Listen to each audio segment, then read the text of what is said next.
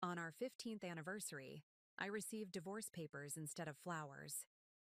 Clayton laughed when I called him. "Time for an upgrade," he said.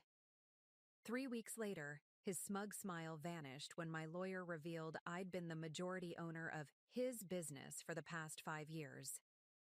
I still remember the weight of the manila envelope in my hands. Our anniversary morning, 15 years of building a life together. The return address was from Clayton's attorney, not the jewelry store he'd been dropping hints about for months. Before we jump back in, tell us where you're tuning in from, and if this story touches you, make sure you're subscribed, because tomorrow I've saved something extra special for you.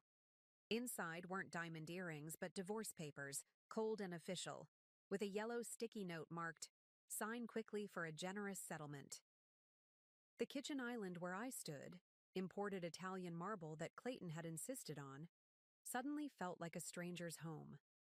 Sunlight streamed through floor-to-ceiling windows, illuminating the carefully curated space we'd designed together.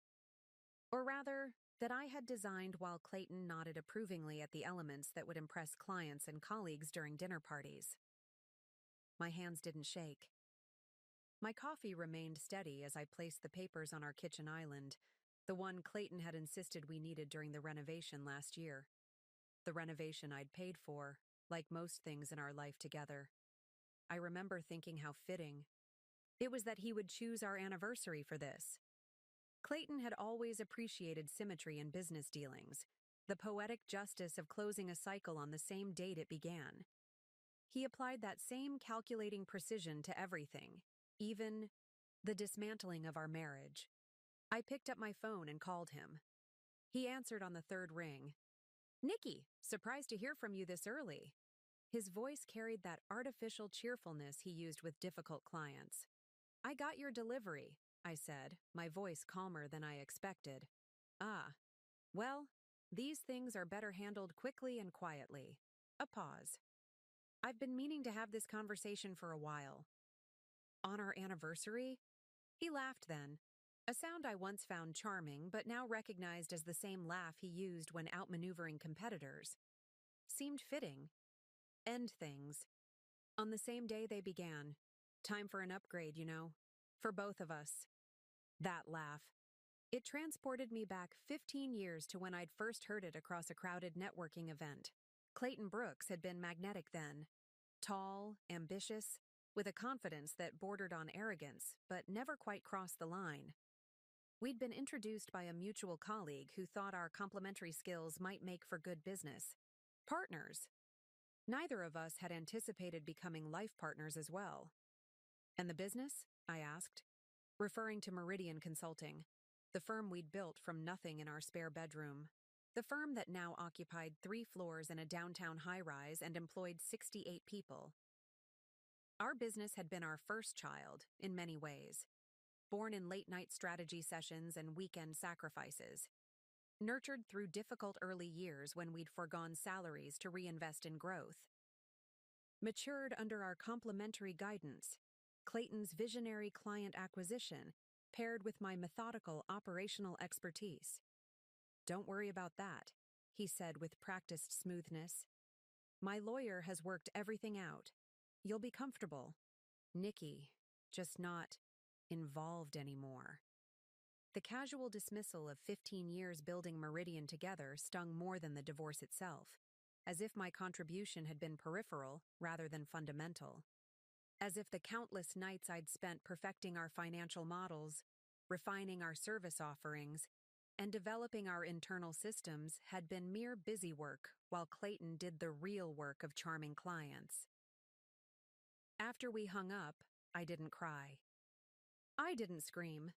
Instead, I texted Lucia Martinez, our corporate attorney. "It's happening. Activate Protocol Winter." Her response came immediately. "Understood. Meeting at 2 p.m., Hamilton Building, Suite 512.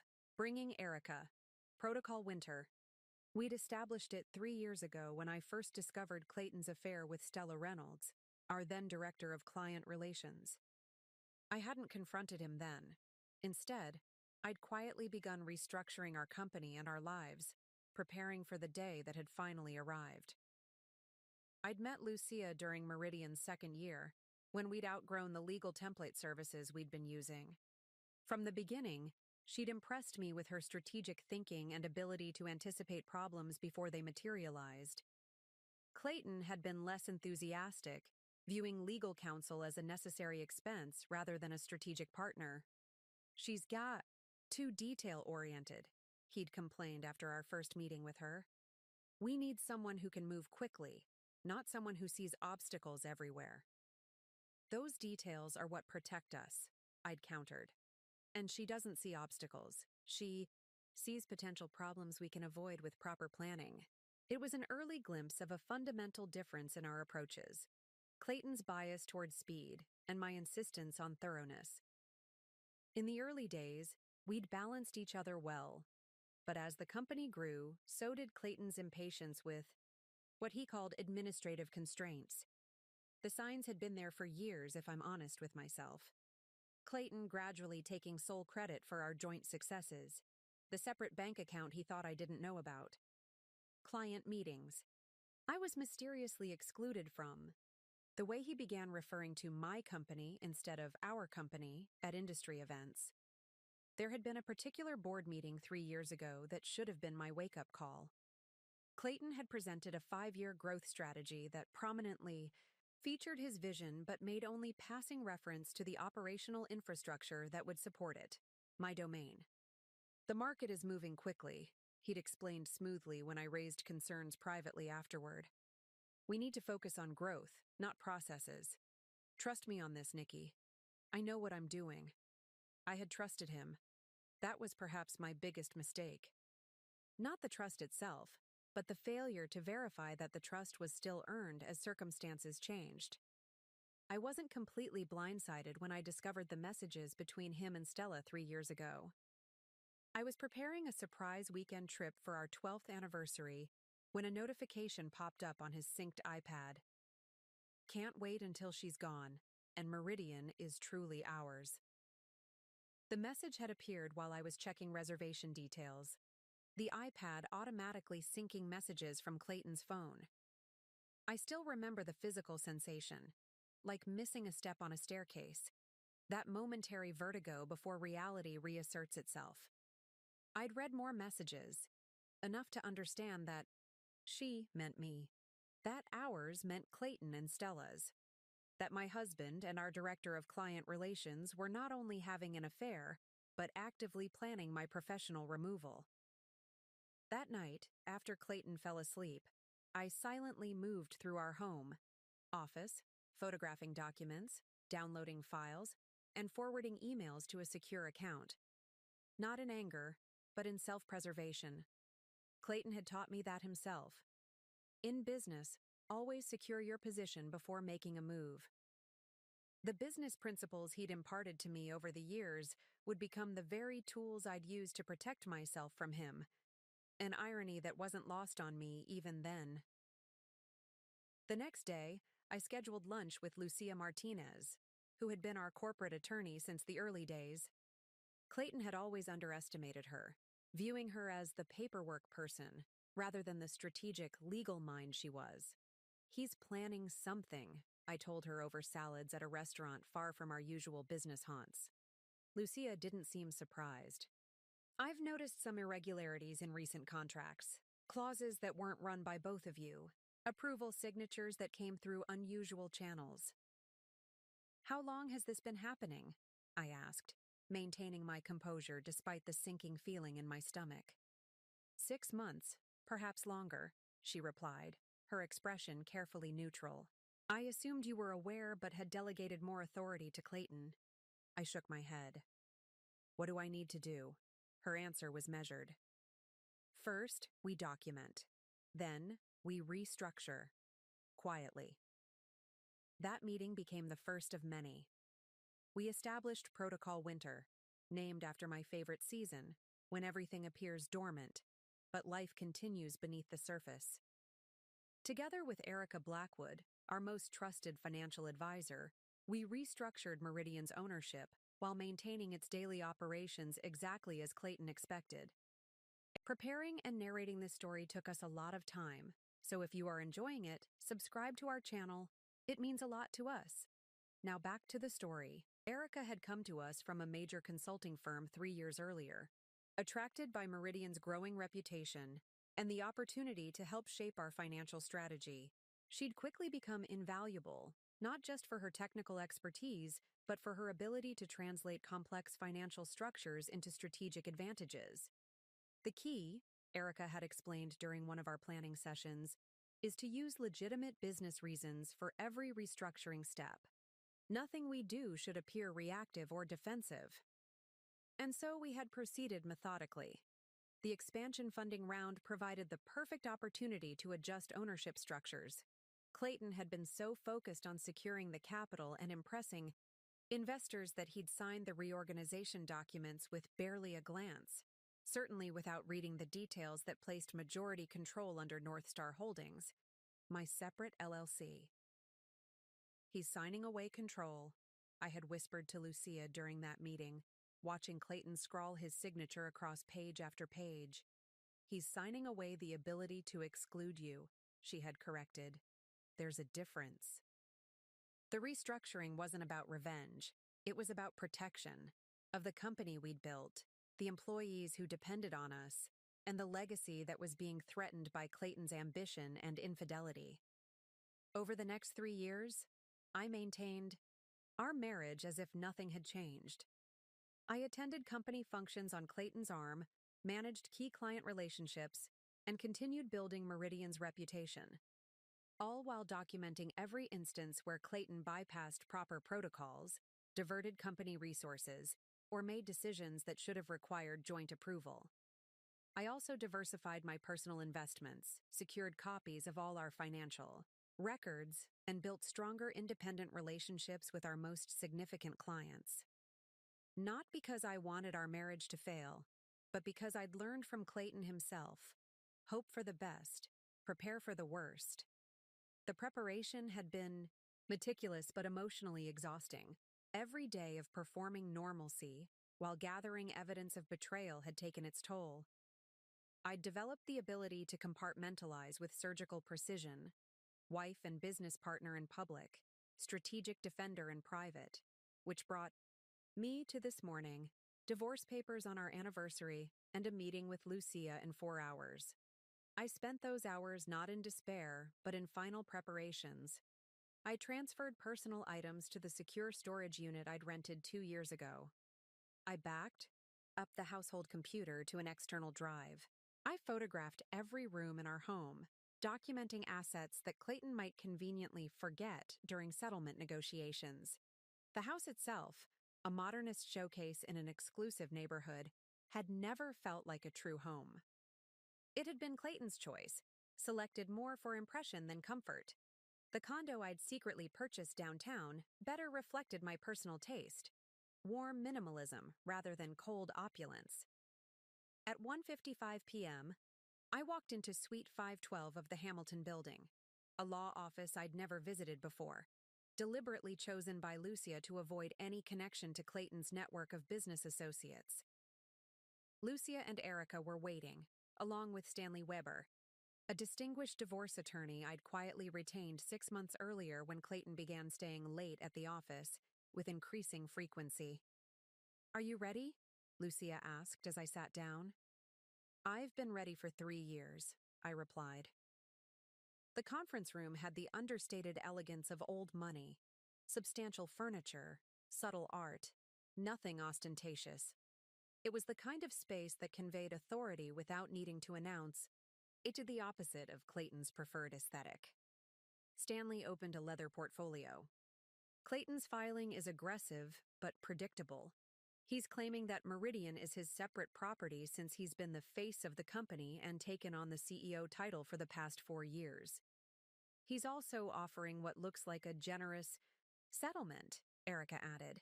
"But it's actually about 20% of what you're entitled to." The settlement offer was classic Clayton, appearing magnanimous while actually being self-serving. The same approach he took with difficult clients, offering terms that seemed favorable on the surface, but contained hidden advantages for Meridian. Lucia slid a document across the table. This is our response. I reviewed the pages, which outlined in precise detail the current ownership structure of Meridian Consulting. 62% owned by Northstar Holdings, my separate LLC established 3 years ago, 31% owned by Clayton directly, and 7% distributed among key employees. When did this change?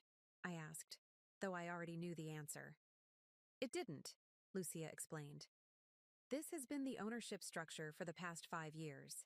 Clayton signed off on the restructuring himself during the second round of expansion funding.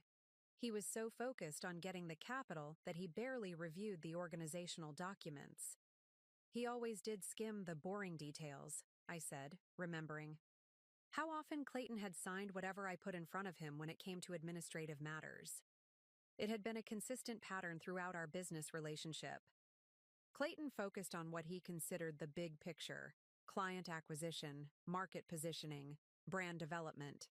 The details of operational infrastructure, financial modeling, and governance protocols he delegated to me, often with an impatient wave of his hand. His signature is on every page, Lucia confirmed, and we have video recording of the signing meeting. Video documentation had been Erica's suggestion, a precaution that had seemed excessive at the time but now proved invaluable. Clayton couldn't claim he'd been misled or that documents had been altered after signing. Stanley leaned forward. We've prepared a comprehensive response to his filing. It outlines the actual ownership structure, documents his systematic violation of company protocols, and includes evidence of his personal indiscretions. Stella? I asked. Erica nodded. And 2 others before her. All documented, along with company resources he diverted to entertain them. This was unexpected information. I'd only known about Stella. The revelation that there had been others was both surprising and yet somehow not. Clayton had always cultivated a network of admiring professional women, maintaining what he called strategic relationships across the industry. What happens next? I asked. We file our response, Stanley explained. Then, we request an emergency, hearing regarding the business operations since he's already taken steps to lock you out of systems and accounts. Stanley had anticipated Clayton's moves with remarkable accuracy. Within hours of sending the divorce papers, Clayton had indeed begun restricting my access to company systems, changes that would have been devastating had I not established secondary access protocols as part of Protocol Winter. And then? Pressed, Lucia's expression was determined. Then we watch his face when he realizes who really owns the company he's been claiming as his exclusive achievement. I thought about Clayton's laugh on the phone that morning. Time for an upgrade, he'd said. Indeed it was, just not the one he had planned. As I left the meeting, my phone buzzed with a text from an unknown number. Heard the news? Coffee sometime? Stella. I deleted the message without responding. Stella.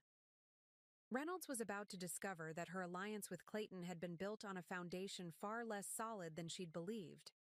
Their plans for after she's gone would never materialize, but that wasn't my concern. My focus remained on Meridian, the company that represented 15 years of my life and the livelihoods of 68 families. Clayton had tried to position this as a personal matter, a simple divorce followed by his continued leadership of his company. He was about to discover how profoundly he had miscalculated. My car was waiting in the parking garage below the Hamilton building. As I drove towards the Meridian offices, I felt a curious sense of calm. The anxiety of waiting, of maintaining the facade while preparing for this moment, had lifted. Now there was only the clarity of purpose, the strategic execution of a plan 3 years in the making. Clayton had taught me many things over 15 years, but perhaps the most valuable was this. In business, as in chess, the winner isn't the one who makes the boldest moves, but the one who thinks several moves ahead. I had been thinking ahead for 3 years. Tomorrow would reveal just how thoroughly I had outmaneuvered him at his own game. The next morning, I dressed with particular care, a tailored charcoal suit that Clayton had never seen before. I'd purchased it 3 months ago and kept it in the secure storage unit with other preparations. The suit projected exactly what I needed: confidence, professionalism, and a silent statement that I was not the same woman he thought he knew. The fabric was Italian wool, structured but not severe. I paired it with a deep blue blouse that brought out the intensity in my eyes, a subtle psychological advantage I'd learned from watching Clayton in countless negotiations. Appearance matters, especially on days when everything is at stake. As I applied my makeup with practiced precision, I thought about the woman in the mirror. 3 years ago, the discovery of Clayton's betrayal might have shattered me. Today, it had simply revealed what I'd secretly suspected: that the partnership I thought we had, in marriage and in business, had been a carefully constructed illusion. My phone buzzed with a text from Lucia. "Everyone's in position. Cooper is prepared. All systems secure." Cooper Miller, our chief financial officer, had been brought into Protocol Winter 6 months earlier, when financial irregularities became impossible to ignore. His loyalty to Meridian, rather than to Clayton personally, had made him a crucial ally. As head of our financial systems, his cooperation ensured that Clayton couldn't simply drain accounts or manipulate records in the coming confrontation. Arriving at Meridian's offices, I was greeted by the confused expression of the receptionist, John, who had clearly been told something about my status. "Mrs. Brooks, I wasn't expecting you today." The young man's discomfort was evident. John had been with us for only 8 months, hired during a period when Clayton had begun making more unilateral personnel decisions. "It's still Ms. Harlow professionally, John," I reminded him gently. I'd kept my maiden name for business, something that had irritated Clayton over the years. "Is everyone in the executive conference room for the 9 o'clock?" It had been a deliberate choice when we'd married, keeping my professional identity separate from our personal relationship. Clayton had initially supported it as a modern approach, but as years passed, he'd begun introducing me as Mrs. Brooks in business settings with increasing frequency. "Yes, but Mr. Brooks mentioned you wouldn't be—" "That is, he said you were taking some time off." John's nervousness was understandable. Being caught between contradicting executives was an uncomfortable position for any employee, especially one as new as he was. I smiled reassuringly. How thoughtful of him to be concerned about my schedule. I'll head in. The central hallway of Meridian's headquarters stretched before me, sleek and modern with glass-walled offices lining both sides. Employees glanced up as I passed, their expressions ranging from surprise to relief to concern. News traveled fast in any organization, and Clayton had clearly been setting the stage for my departure. As I approached the conference room, I could hear Clayton's voice through the door. He was using his visionary tone, the one he reserved for announcing major company directions. The confident, slightly theatrical cadence that had won over countless clients and investors over the years. Exciting transition period. Stella will be stepping into the expanded role of Chief Operations Officer, overseeing client relationships and internal processes. I paused outside the door, taking a final steadying breath. This moment represented the culmination of 3 years of preparation, of careful documentation and strategic patience. Whatever happened in the next hour would determine not just my future, but Meridian's. The weight of responsibility for our 68 employees, for the clients who trusted us, for the legacy we'd built. All of it rested on how well I handled the next steps. Clayton was counting on my emotional reaction, expecting either an undignified confrontation or a defeated retreat. He would get neither. I pushed open the door, and the room fell silent. 12 faces turned toward me. Our executive team, plus Stella, who was standing beside Clayton at the head of the table. Her hand rested casually on his shoulder in a proprietary gesture that confirmed everything. The executive conference room had been redesigned the previous year. Clayton's project, with its dramatic lighting and oversized table that positioned him as the clear focal point. The space had been engineered for exactly this type of moment, allowing him to command attention and project authority. Today, it would serve a very different purpose. Clayton recovered quickly, his expression shifting from shock to controlled annoyance. His ability to mask reactions had always been impressive, a skill honed through years of high-stakes negotiations. "Nikki, this is surprising. I thought we agreed you'd take some time for yourself."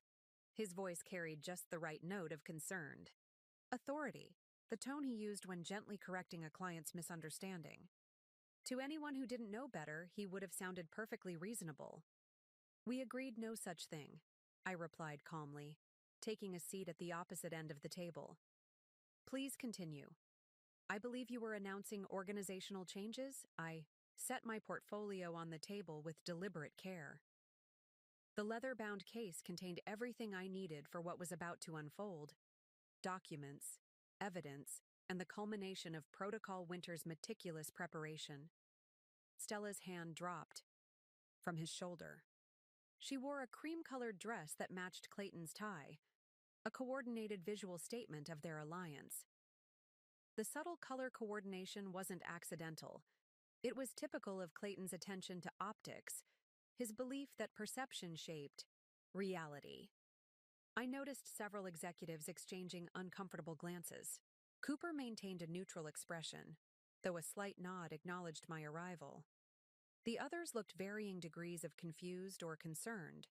Clearly, they'd been hearing Clayton's version of events. Clayton forced a smile. "As I was saying, we're implementing some structural changes to streamline operations. I've asked our legal team to prepare the necessary documentation, which we'll review later this week." By legal team, he meant the outside counsel he'd recently engaged without board approval, another governance violation we documented. Meridian's official legal counsel remained Lucia Martinez and her firm, despite Clayton's attempts to marginalize their role. Cooper Miller cleared his throat. "I haven't received any financial projections for these changes."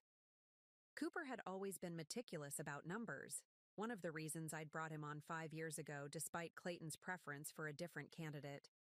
Clayton had wanted to hire an old business school colleague, someone more aligned with our vision, as he'd put it. I had insisted on Cooper, impressed by his rigorous approach and ethical reputation. It had been one of the few hiring battles I'd won outright in recent years. "They're forthcoming," Clayton replied dismissively. "For now, I wanted to share the vision." Vision had become Clayton's favorite word in recent years, a convenient shield against questions about implementation details or financial viability. Under his framing, anyone asking practical questions was positioned as lacking imagination or boldness. I opened my portfolio. Perhaps this would be a good time to address some governance questions that have recently emerged. The phrase governance questions sent a visible ripple through the room. In corporate settings, few terms carry quite the same weight, suggesting as they do potential regulatory issues or board concerns. Clayton's jaw tightened. "This isn't the appropriate forum, Nikki. We can discuss personal matters privately." This was his first attempt to reframe the situation, positioning any concerns I might raise as personal matters rather than legitimate business issues. It was a tactic he'd used increasingly over the years, suggesting that my professional objections were emotionally motivated. "This isn't about personal matters," I clarified. "This is about corporate governance and accurate information for our executive team."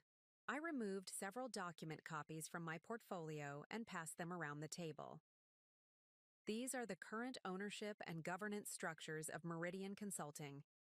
The folders contained comprehensive documentation of Meridian's actual legal structure, not the version Clayton had been presenting to the executive team.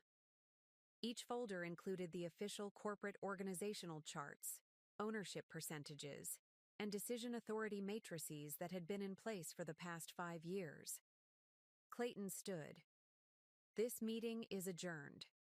We'll reconvene once I've had a chance to speak with Ms. Harlow. His attempt to reassert control was predictable. When faced with unexpected challenges, Clayton's first instinct was always to shut down the conversation, regroup privately, and then reemerge with a revised narrative. Actually, I continued as if he hadn't spoken, as majority shareholder through North Star Holdings, I'm exercising my right to continue this meeting. I glanced at our confused executives. If you'll review page 3, you'll see the current ownership structure, which has been in place for the past 5 years. The room went deadly quiet as everyone turned to the indicated page. The silence was broken only by the sound of paper shuffling as our leadership team absorbed information that directly contradicted what many of them had believed about Meridian's structure. Clayton snatched a copy from the table, his face darkening as he scanned the document. The color drained from his face as he processed what he was seeing. His 31% ownership stake laid out in clear contrast to North Star Holdings' 62%. This is fabricated, he declared, but his voice lacked conviction. It was the response I'd anticipated.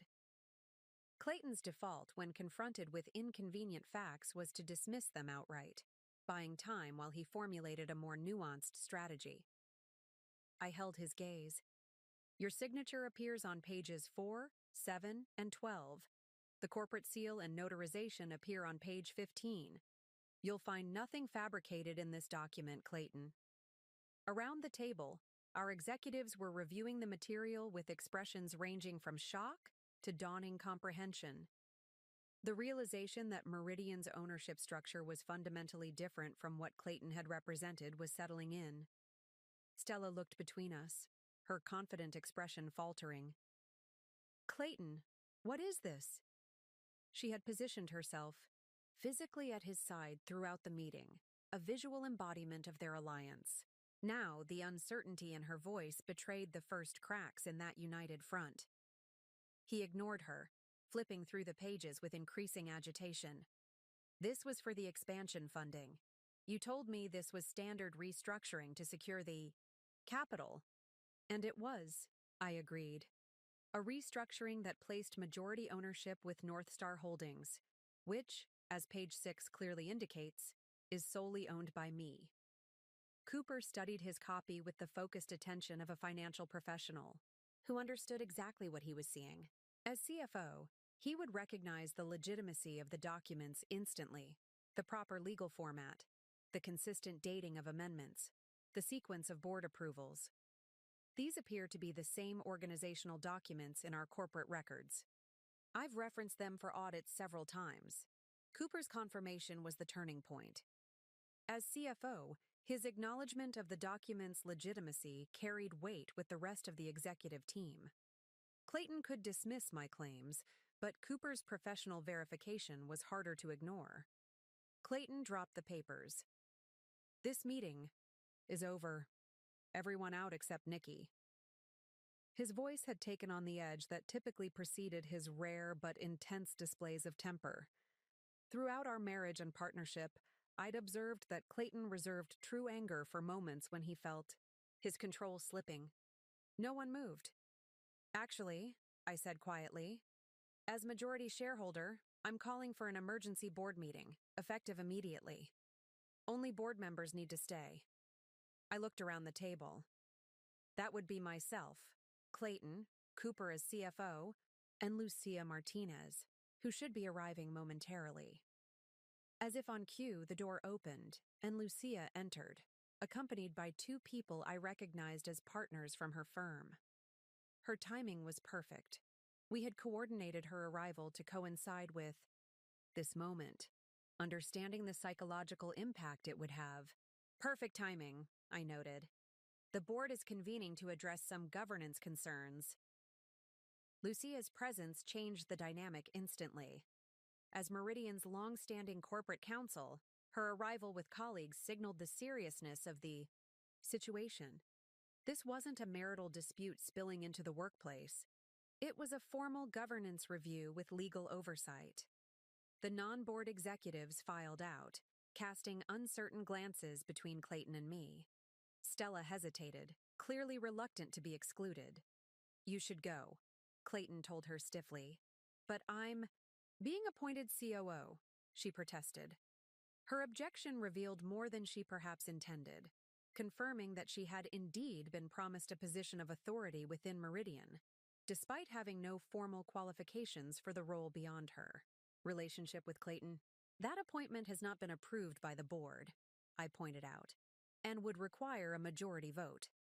After everyone except the board members and legal representatives had left, Clayton leaned forward, his knuckles white against the polished conference table. The veneer of professional composure had cracked, revealing the rage beneath. "What exactly do you think you're doing?" he hissed. I recognized this version of Clayton, the one that emerged when his carefully constructed plans encountered unexpected resistance. His charm and confidence receded, replaced by a cold anger that had become increasingly common in our private interactions over recent years. "Ensuring proper corporate governance," I replied. "Something that has been increasingly overlooked in recent months." Lucia placed a thick folder on the table. "We've prepared a complete report of governance violations that require immediate board attention. These include unauthorized personnel changes, unapproved financial transactions, and potential misappropriation of corporate resources." The folder contained months of meticulously documented evidence: emails, financial records, contract alterations, all revealing a pattern of Clayton circumventing established protocols and decision processes. Cooper adjusted his glasses, professional as always despite the tension. "I've noted several financial irregularities myself in recent quarters. I assumed they were approved through channels I wasn't privy to." Cooper's admission was significant. As CFO, his acknowledgement of financial irregularities carried substantial weight. It confirmed that Clayton's actions weren't merely procedural shortcuts but potentially serious governance failures. "They weren't approved at all," I explained. "Clayton has been operating as if Meridian were his sole proprietorship, rather than a corporation with established governance requirements." Clayton's face had transformed from anger to something closer to calculation. I recognized the expression. He was assessing options, looking for leverage. It was the same expression he wore during difficult negotiations when searching for an unexpected angle. "This is absurd," he finally said. "I built this company. Everyone knows that." His appeal to the widely accepted narrative was predictable. Clayton had spent years cultivating the perception of himself as Meridian's visionary founder, subtly diminishing my role in public settings until many in the industry genuinely believed he was the primary or even sole creator of our success. "We built it together," I corrected. "And then you decided it should be yours alone. When exactly were you planning to inform me that you'd sold our Denver office to finance your new venture with Stella?" The Denver office had been particularly meaningful to me. I'd led its establishment 3 years earlier, cultivating a specialized team that had become one of our most profitable divisions. Its sale represented not just a business decision, but a personal affront. His eyes widened slightly. He hadn't expected me to know about that. The sale had been conducted with unusual secrecy, routed through a subsidiary to obscure the transaction. From routine financial reviews. Without Protocol Winter's enhanced monitoring systems, the diversion might have gone undetected until too late. "The board never approved that sale," Cooper noted, his expression hardening. "That would require full board approval and formal documentation." Cooper's reaction confirmed what I already knew. Clayton had bypassed not just my authority but proper governance channels entirely, a significant violation of his fiduciary duties. "The documentation is being prepared," Clayton maintained. But his confident facade was cracking. Lucia opened her folder. "We have evidence that the sale was completed last week. The proceeds were directed to Summit Partners LLC, a recently formed entity with no formal connection to Meridian." She slid a bank statement across the table. "An entity where Ms. Reynolds is listed as co-owner." The bank statement was particularly damning, showing the transfer of funds from the Denver office sale directly to the new company Clayton had established with Stella. It wasn't merely a governance violation but potential misappropriation of corporate assets. The silence that followed was deafening. Clayton's expression cycled through several emotions: shock that we had discovered the transaction, anger at being exposed, and finally, a calculated assessment of his remaining options. "You always were too focused on details," Clayton finally said, attempting a dismissive tone that fell flat. "This is just business. Companies restructure all the time." His attempt to minimize the severity of the situation was transparent. By framing serious governance violations as routine business decisions, he was trying to regain control of the narrative, a tactic that had served him well in the past but was failing him now. "Indeed they do," I agreed. "Which is why the board will now vote on a restructuring of our own." The moment hung between us. 15 years of partnership balanced on the edge of irrevocable change. In Clayton's eyes, I could see the gradual realization that his carefully constructed plans were collapsing, that the wife he had dismissed as a mere supporting player had orchestrated a counter-strategy he never anticipated. "You can't do this," he said, but the uncertainty in his voice betrayed him. "I'm not doing anything," I replied. "The board is addressing governance violations that threaten the company's integrity. As directors, that's our fiduciary responsibility." Clayton looked to Cooper, perhaps hoping to find an ally or at least a neutral party. Instead, he found the steady gaze of a financial professional confronted with clear evidence of impropriety. "The records speak for themselves," Cooper said quietly.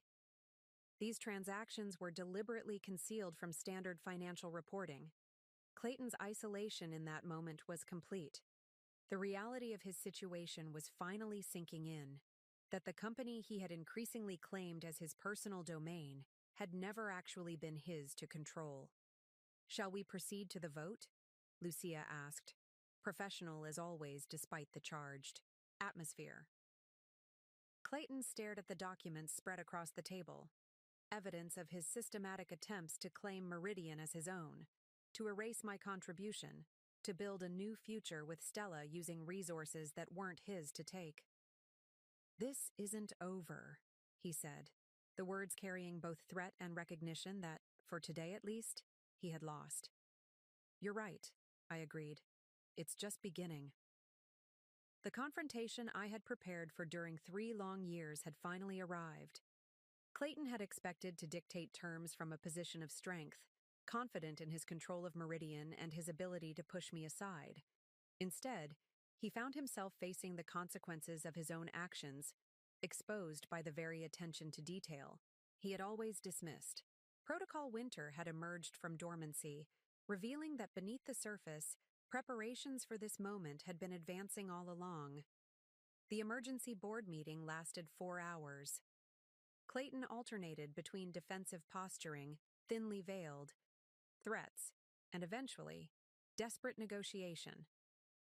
Through it all, I maintained the calm demeanor I'd practiced for 3 years, letting Lucia present the evidence methodically while Cooper provided financial context for each violation. The boardroom, once Clayton's domain of authority, had transformed into the venue of his undoing. Large windows overlooked the city skyline, a view he had often used as a backdrop for important client meetings, positioning himself against the vista of success.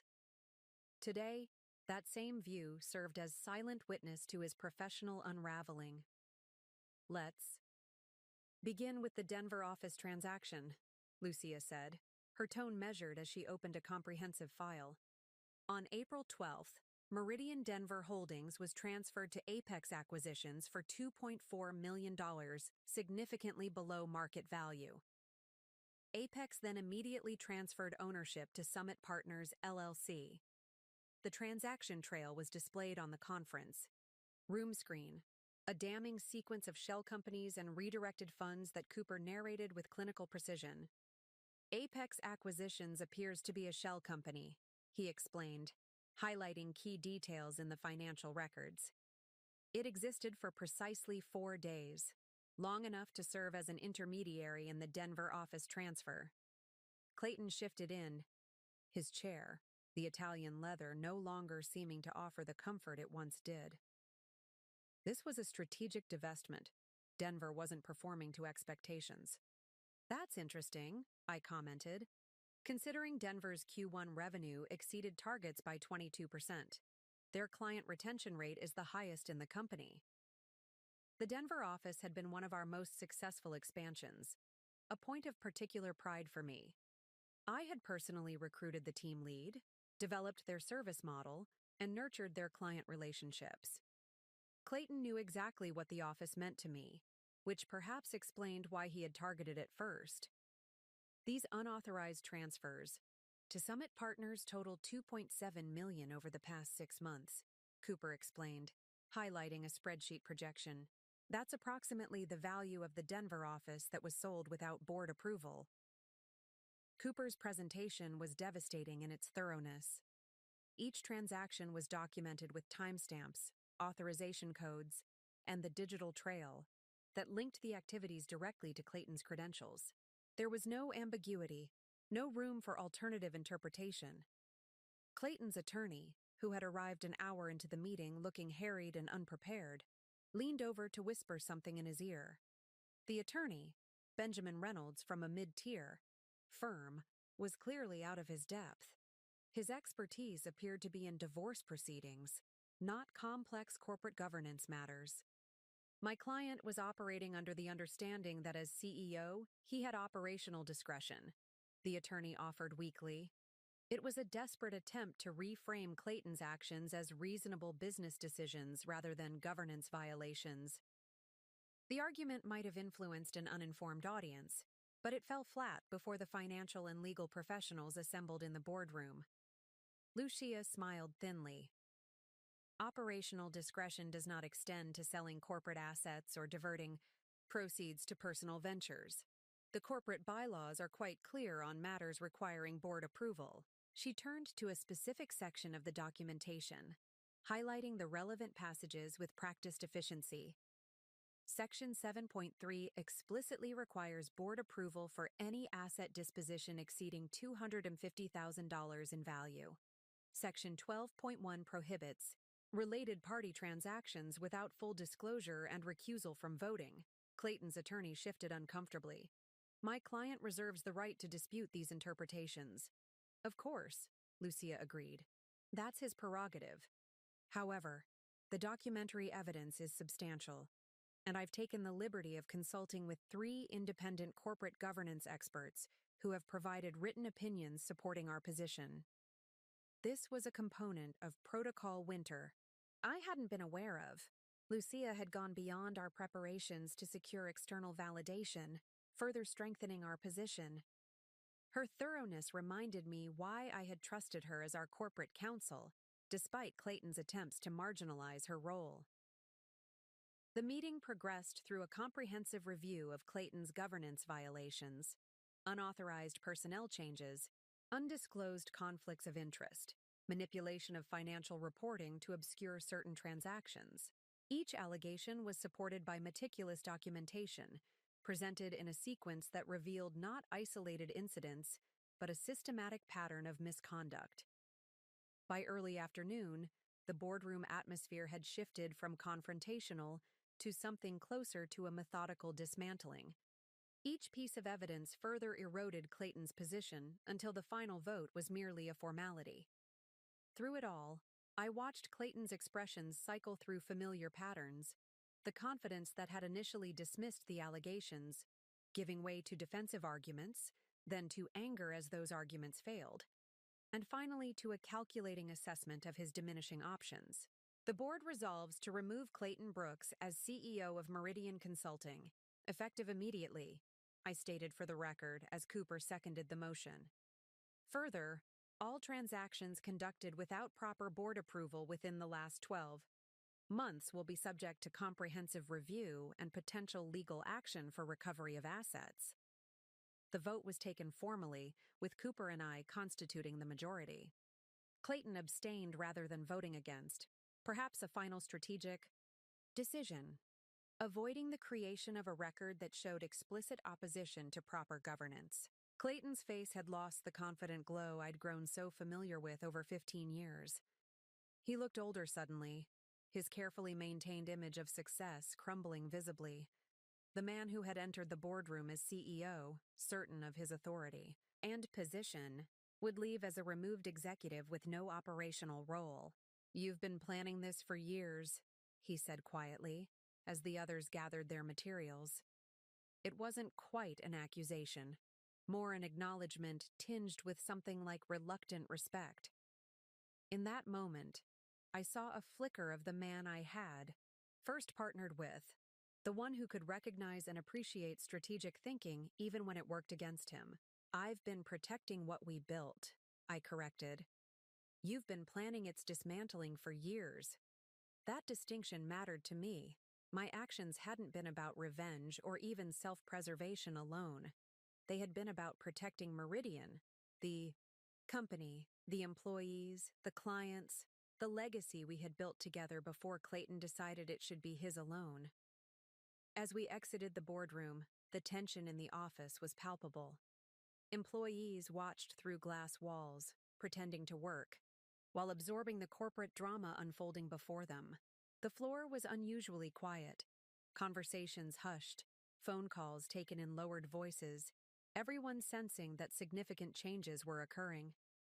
Stella waited in the adjacent meeting room, pacing nervously. Her cream-colored dress, so carefully, coordinated with Clayton's tie that morning, now seemed like a costume from a production that had been unexpectedly canceled. When she saw Clayton's expression, her own composure fractured. "What happened?" she demanded, looking between us. The woman who had been positioned to become Meridian's new COO just hours earlier now stood uncertain of her status.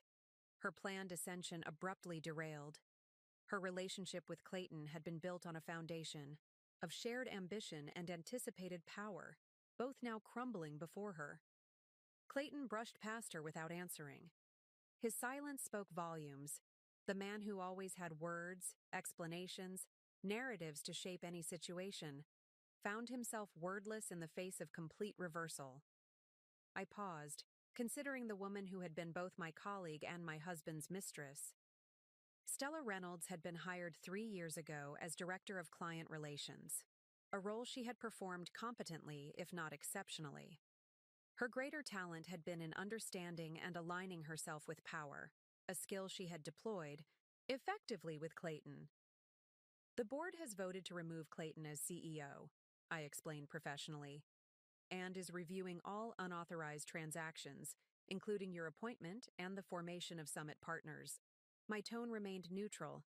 This wasn't personal vindictiveness, but corporate governance. The distinction mattered, both legally and ethically.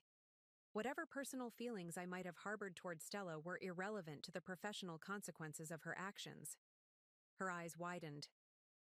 "That's our company. Clayton said everything was arranged." The genuine shock in her expression was revealing. Clayton had clearly presented their plans as more advanced and secure than they actually were. He had promised her not just a relationship, but a professional position and ownership stake, commitments he had never been authorized to make. "I'm sure he did," I replied without rancor. "You might want to consult your own attorney.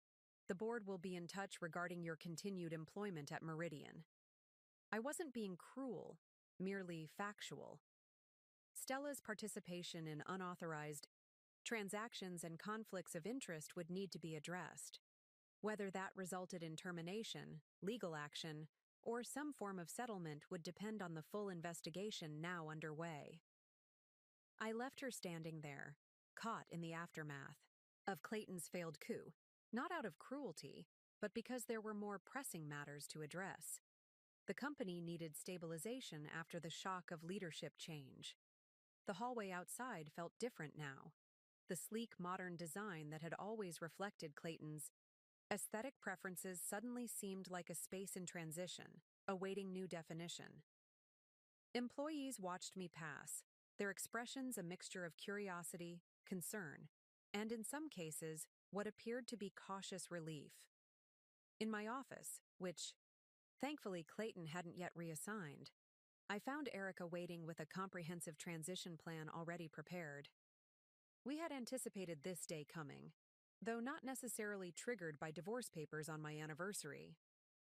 My office had always been functional rather than showy, focused on effectiveness rather than impression. The contrast with Clayton's larger, more dramatic space had reflected our different approaches to leadership.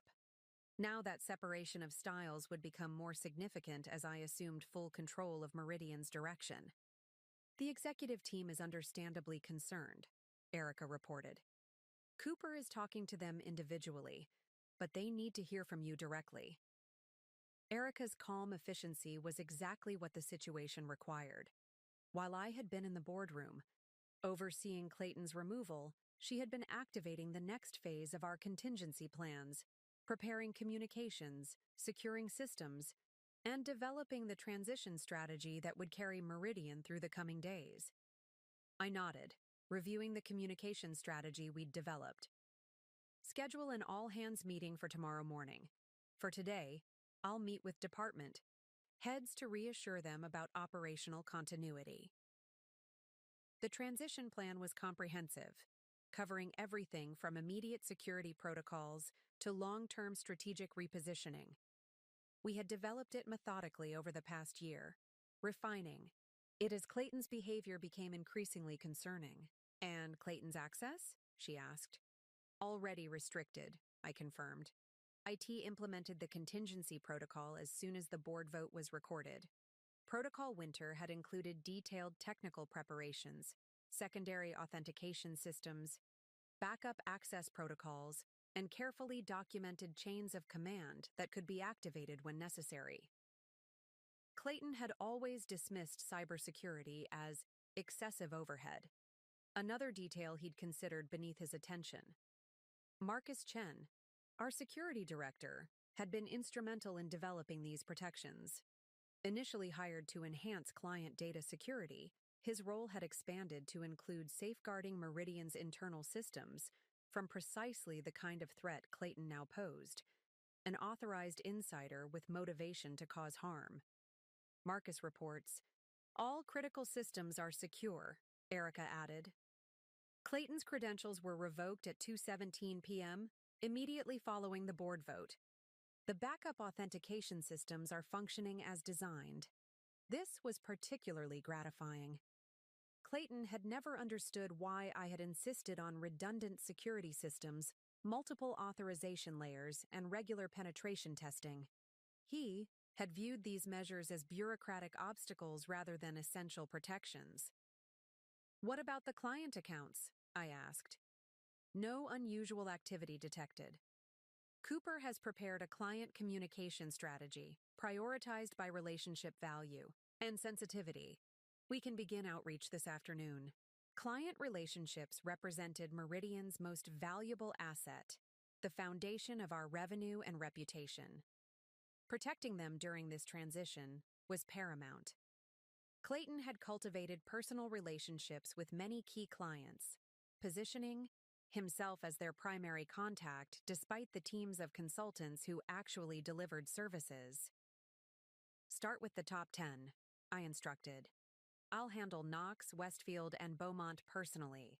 These three represented our oldest and most valuable client relationships. I had maintained connections with them despite Clayton's attempts to position himself as their exclusive contact, ensuring they recognized Meridian's value beyond his personal charm.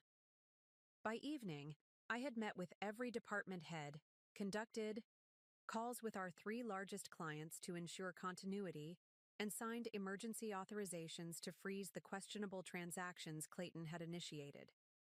The company would be stabilized by morning, though the legal ramifications would take months to fully resolve. The day had been exhausting but clarifying. The constant vigilance of the past 3 years, maintaining the facade of normalcy while documenting betrayal, had given way to open action. There was something liberating about finally operating without pretense, addressing the governance issues directly, rather than monitoring them from the shadows. I was gathering my things to leave when my office door opened. Clayton stood there, looking disheveled in a way I'd never seen before. His tie was loosened, his usual perfect hair slightly mussed, as if he'd been running his hands through it repeatedly. This was a version of Clayton I had rarely seen. The carefully maintained, image fraying at the edges, the performance of perfect control giving way to genuine reaction. In 15 years together, I had glimpsed this unguarded Clayton perhaps a handful of times, usually during moments of extreme stress or rare vulnerability. "We need to talk," he said, his voice lacking its usual command. "I think our attorneys should handle communications going forward," I replied, continuing to organize documents into my portfolio. This wasn't pettiness, but prudence. With potential legal actions pending regarding Clayton's governance violations, direct communication created risks for both of us. Better to maintain professional distance and let legal representatives manage necessary interactions. "Cut the corporate speak, Nikki," he snapped, showing a flash of the anger that must have been simmering all day. 15 years together, and you've been planning this behind my back the whole time. His characterization was revealing. Positioning. My defensive preparations as equivalent to his deliberate betrayal. In Clayton's worldview, my protection of myself and the company was apparently comparable to his affair and attempted appropriation. I looked up at him then, really looked at the man I'd built a life with, the handsome features that had first attracted me across a crowded networking event, the confident posture that had carried him through countless presentations and negotiations, the expressive eyes that could convey charm or calculation depending on his purpose, all familiar, yet now seeming to belong to someone I never truly knew. 3 years, I corrected. I've been preparing for this possibility for 3 years, since I found your messages with Stella on our 12th anniversary. His expression shifted from anger to momentary surprise, then back to indignation. The revelation that I had discovered his affair so long ago and said nothing clearly caught him off guard. He had thought himself more careful, his betrayal better concealed. So this is revenge? For an affair? The simplification was classic Clayton, reducing complex situations to simplistic narratives that positioned him as victim rather than instigator.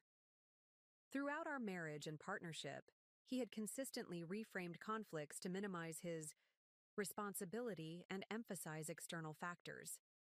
"This is protection," I countered, "for a company that supports 68 families, for clients who trust us with their businesses, for my own financial security that you were planning to dismantle." My motivation mattered to me, not for Clayton's understanding, but for my own integrity. I hadn't acted from wounded pride or vengeful impulse, but from considered assessment of threat and responsibility. The distinction was fundamental to who I was and how I had approached this entire situation. "I was going to give you a fair settlement," he protested. The indignation in his voice suggested he genuinely believed this, that his offer of 20% of what I was legally entitled to constituted generosity rather than exploitation. It was a revealing glimpse into his perspective, how thoroughly he had convinced himself of his own narrative. 20% of what I was entitled to is not fair," I said. "And nothing about serving me with divorce papers on our anniversary suggests you were concerned with fairness. The anniversary timing had been deliberate, I was certain." Clayton appreciated symbolic gestures, the poetry of significant dates. Ending our marriage on the same day it had legally begun would have appealed to his sense of narrative symmetry. That the date also held genuine emotional significance for me would have been, at best, a secondary consideration. He paced the office, the reality of his situation finally seeming to sink in. The controlled executive who had commanded authority hours earlier had given way to someone closer to desperation. His movements were uncharacteristically agitated, lacking the deliberate grace he typically projected. "What do you want? Half the company? You can have it. We can work something out." This offer, made in haste and obvious desperation, revealed how completely Clayton had failed to understand the situation. He was still operating as if he had leverage, as if ownership of Meridian was his to bestow rather than something I had already secured. I shook my head. Clayton, I already own 62%. The board has voted to remove you as CEO. The Denver office sale is being unwound. There's nothing to work out beyond what our attorneys will negotiate regarding the divorce. My statement of these simple facts seemed to impact him more profoundly than the hours of documentation and evidence presented in the boardroom. Perhaps because now, alone with me, he could no longer maintain the performance of control he displayed in professional settings. "You've destroyed everything," he said, his voice hollow. The accusation was revealing, positioning me as the destroyer rather than the protector, himself as victim rather than instigator. Throughout our relationship, Clayton had demonstrated this capacity for narrative inversion, recasting situations to maintain his preferred self-image regardless of actual circumstances. "No," I replied quietly. "I've preserved what we built from your attempt to destroy it. There's a difference." This wasn't semantic quibbling, but a fundamental distinction. Clayton had initiated the sequence of betrayals, the affair with Stella, the secret diversion of company resources, the planned replacement of me in both marriage and business. My actions had been defensive rather than destructive, preserving rather than dismantling. As he turned to leave, shoulders slumped in defeat, I found myself asking the question that had lingered for 3 years. Why, Clayton? We built something remarkable together. What made you decide it should be just yours? The question emerged, from a place of genuine curiosity rather than accusation. Despite everything, I still wanted to understand the thinking that had led us here, how the partnership that had once seemed so promising had deteriorated into secret plans and counter-strategies. He paused at the door, not turning around. The set of his shoulders spoke of resignation, perhaps even a fleeting moment of honest reflection. "You were always so thorough, so focused on details and procedures. I wanted to do things my way without justifying every decision. With Stella, I could be the visionary without all the constraints." The irony was almost painful. The very thoroughness he'd resented had been what protected the company from his impulsive decisions. The attention to detail he'd dismissed had documented every violation that led to today's outcome. The constraints he chafed against had been the governance structures that ensured Meridian's stability and integrity. I thought about Stella, about the version of himself Clayton had presented to her, the visionary unbound by tedious process, the bold leader constrained only by his pragmatic but unimaginative partner. It was a narrative that would have appealed to both their egos, casting their affair not merely as personal attraction, but as the natural alliance of like-minded innovators. "Goodbye, Clayton," I said, turning back to my work. There was still much to do. He lingered a moment longer, perhaps waiting for something more. Anger, tears, some emotional display that would confirm his narrative of me as the emotional counterpart to his rational leadership. When nothing came, he left without another word, the soft click of the door closing behind him. After he left, I sat alone in my office as twilight settled over the city. Not in celebration or even satisfaction, but in quiet acknowledgement of an ending and a beginning. Tomorrow would bring challenges, reassuring the team, stabilizing client relationships, addressing the financial irregularities Clayton had created. My phone buzzed with messages. Cooper confirming security protocols were holding, Lucia updating, me on legal filings, Erica finalizing the morning's all-hands agenda. The team that had helped implement Protocol Winter was transitioning seamlessly to recovery operations. I moved to the window, looking out over the city lights beginning to flicker on against the darkening sky. The view from my office had always been less dramatic than Clayton's corner suite, but I had preferred it. Oriented toward the older part of the city with its mix of historic architecture and modern additions, complex and layered rather than simplistically impressive. For a moment, I allowed myself to feel the full weight of the day. The anniversary that had begun with divorce papers had ended with reclamation. Not just of the company we'd built, but of my own narrative, my role in Meridian's creation and growth, my contributions that Clayton had increasingly erased from the company's public story.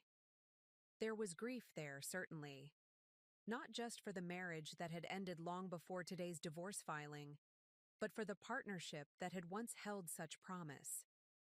Clayton and I had been genuinely complementary. Once, his vision and charisma balanced by my thoroughness and implementation skills.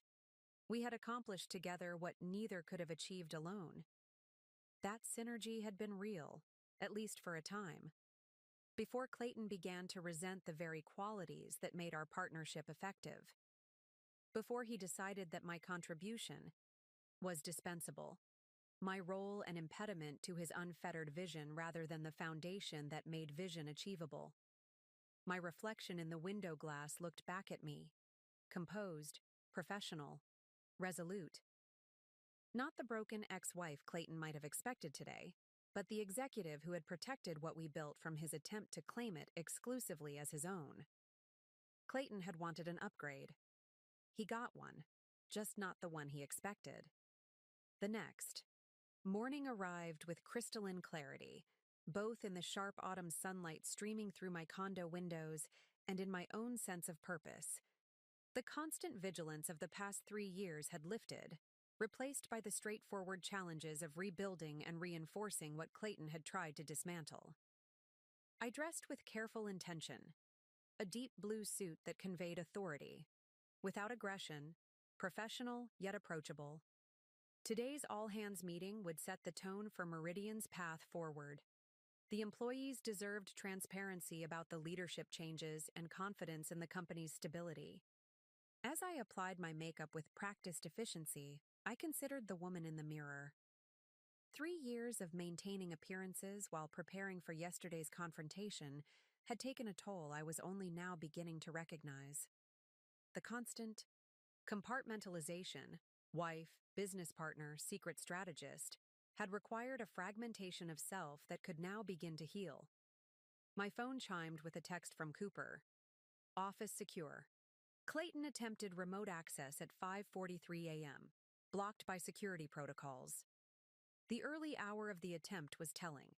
Clayton working before dawn, perhaps hoping to retrieve files or alter records while he assumed the office was empty.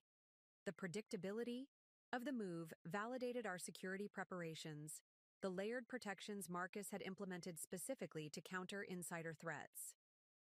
I arrived at the office 30 minutes before the all-hands meeting, giving myself time to review the presentation with Erica and meet briefly with the executive team. The mood was tense but focused. These leaders understood that their composure would set the tone for their departments. Be direct but not dramatic, I advised the assembled executives. This is a governance correction, not a crisis. Meridian's fundamentals remain strong. The framing mattered. How we communicated these changes would determine whether employees saw them as catastrophic upheaval or necessary realignment. Our goal was to maintain operational continuity while implementing improved governance. The central conference room, the largest in our office, was filled to capacity by 9 o'clock. Extra chairs had been brought in, with some employees standing along the walls. 68 people whose professional lives were directly affected by the leadership changes now looked to me for explanation and reassurance. I stood at the front, feeling the weight of their collective attention. Clayton had always relished these moments in the spotlight, drawing energy from audience focus. I approached them differently, not as performance opportunities, but as communication responsibilities. Chances to provide the clarity people needed to perform their roles effectively. Good morning, I began. As most of you have heard by now, there have been significant changes in Meridian's leadership structure. The board has voted to remove Clayton Brooks as CEO, effective immediately. The directness of the statement sent a ripple through the room. Murmurs, glances exchanged.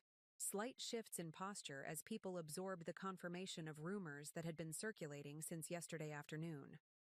I want to be clear about 3 things, I continued. First, Meridian Consulting is financially sound. The changes in Leadership will not affect our operational stability or client relationships. Second, there will be a review of certain decisions and transactions made in recent months. This is standard procedure during any leadership transition and ensures proper corporate governance. Third, your jobs are secure. The company is not changing direction or reducing staff. In fact, we anticipate growth as we refocus on our core strengths. These 3 points address the primary concerns any employee would have during leadership transition: company stability, operational changes, and personal job security. Providing clear answers to these fundamental questions would allow people to refocus on their work rather than speculating about their futures. A hand went up from the marketing department, Jason Winters, our creative director. Jason had been with Meridian for 7 years, having joined us from a major advertising agency. He was respected throughout the organization for his direct approach and creative insight. Is it true that Clayton sold the Denver office without approval? The question went straight to the heart of governance concerns, bypassing polite evasion in favor of substantive understanding. I appreciated that directness, even as I recognized the need for balanced disclosure. There were several transactions that did not follow proper approval protocols, I acknowledged. Those are being reviewed and, where necessary, unwound. The Denver team remains part of Meridian. This controlled transparency, acknowledging issues without detailed exposition, would be my approach throughout this transition. Employees deserved honest information about matters affecting the company, but certain details properly belonged in legal and governance channels. Another question from the back of the room came from Teresa Landry in Human Resources.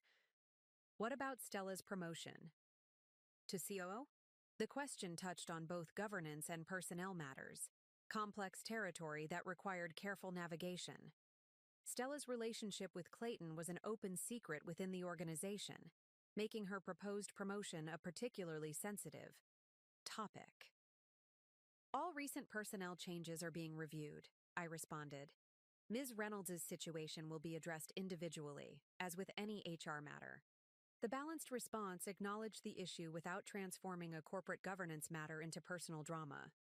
Whatever appropriate consequences Stella might face would result from her professional actions, not her personal relationship with Clayton.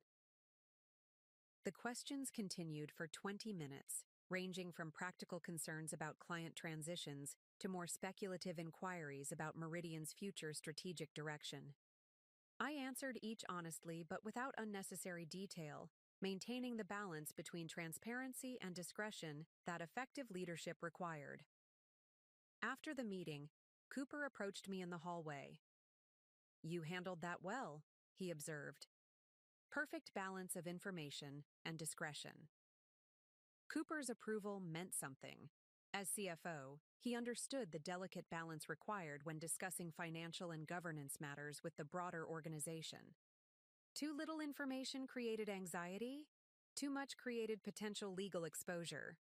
The team needs stability, I replied, not gossip about Clayton and Stella.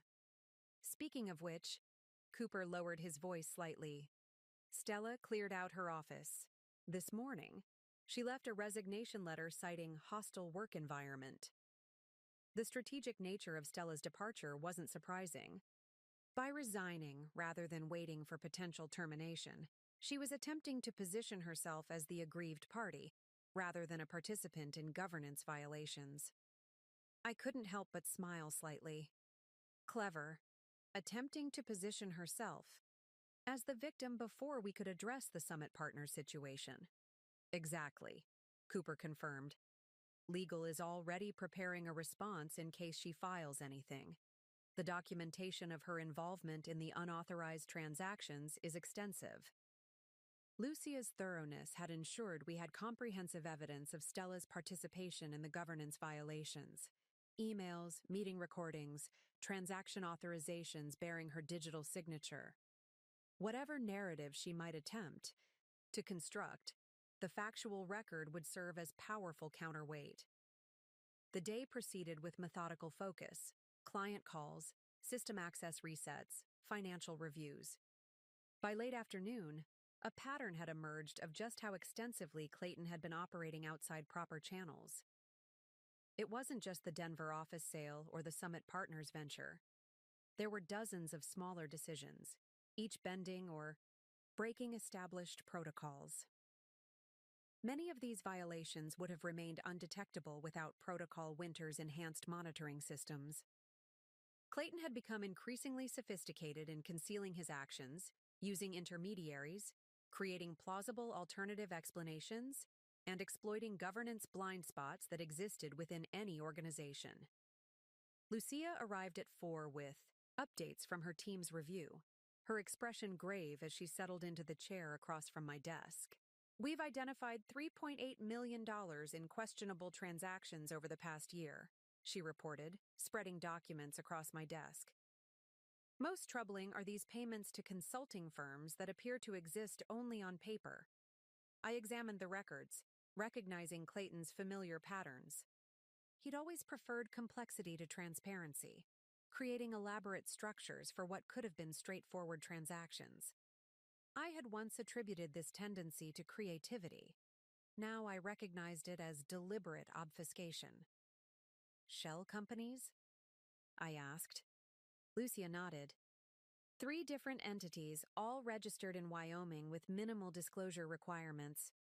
We're still tracking the money flow, but preliminary evidence suggests the funds were ultimately directed to personal accounts.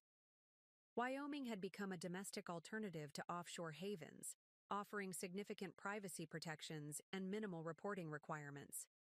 Clayton's choice of jurisdiction demonstrated forethought and deliberate intent to conceal. His or hers?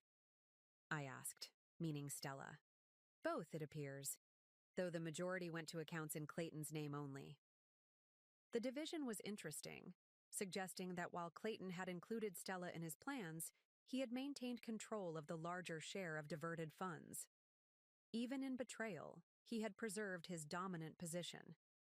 The implications were significant. This went beyond poor corporate governance into potential fraud territory. I rubbed my temples, feeling the weight of decisions to come. What are our options? I asked. Lucia's expression was solemn. We have several. We can pursue civil recovery through the divorce proceedings. We can file corporate theft charges.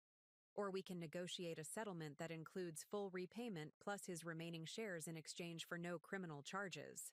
The last option was tempting, clean, quick, final. But something in me resisted the easy path. Clayton had made choices with full awareness of their impropriety. He had betrayed not just me personally, but his fiduciary duty to the company, his obligations to employees and clients. Let's not decide immediately, I said. Continue gathering evidence. I want the complete picture before determining next steps. The decision wouldn't be about punishment, but about responsibility. Establishing that actions had consequences, that governance violations weren't merely technical matters, but ethical breaches with real impacts. I'll have comprehensive recommendations. By tomorrow afternoon, Lucia promised, gathering her materials. The forensic accounting team is working through the night. After Lucia left, I found myself alone in my office as evening approached once again. My phone had been buzzing periodically throughout the day, messages from Clayton alternating between anger, negotiation attempts, and finally, something approaching desperation. The latest simply read, "We need to talk, not through lawyers, please." Hadn't responded to any of them. There was nothing to say that wouldn't be better handled through proper channels now. The parallel to Clayton's own governance violations wasn't lost on me. He had consistently bypassed established protocols in favor of direct action, and now sought to do the same in our personal separation. As I gathered my things to leave, I passed Clayton's former office. The nameplate had already been removed. Inside, the space looked surprisingly empty, his personal items gone, leaving only corporate furniture and generic artwork. It struck me then how little of himself Clayton had actually invested in this place. His office had always been a stage, set, impressive, but impersonal. A metaphor for how he viewed the business itself. The thought was interrupted by another message alert. Clayton again. I'm at home. Our home.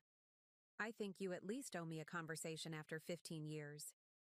The phrasing was calculated, appealing to history, to obligation, to a shared past that might soften my resolve.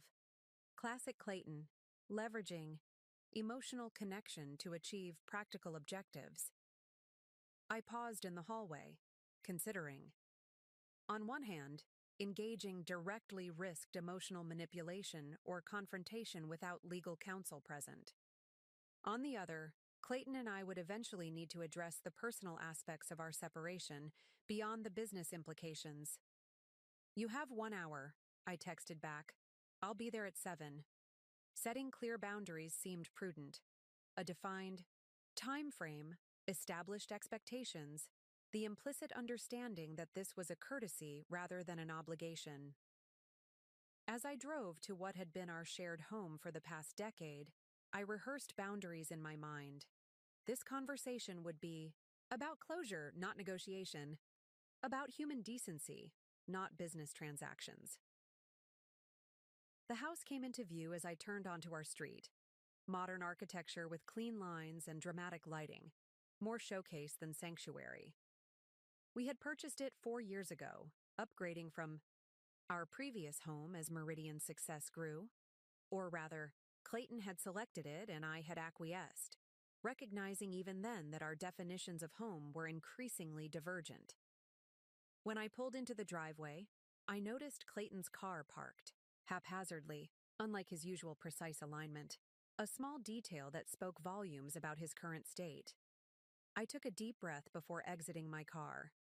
The house loomed before me, familiar yet suddenly foreign.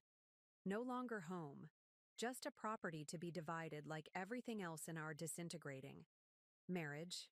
Clayton opened the door before I could knock. "Thank you for coming," he said quietly, stepping aside to let me enter.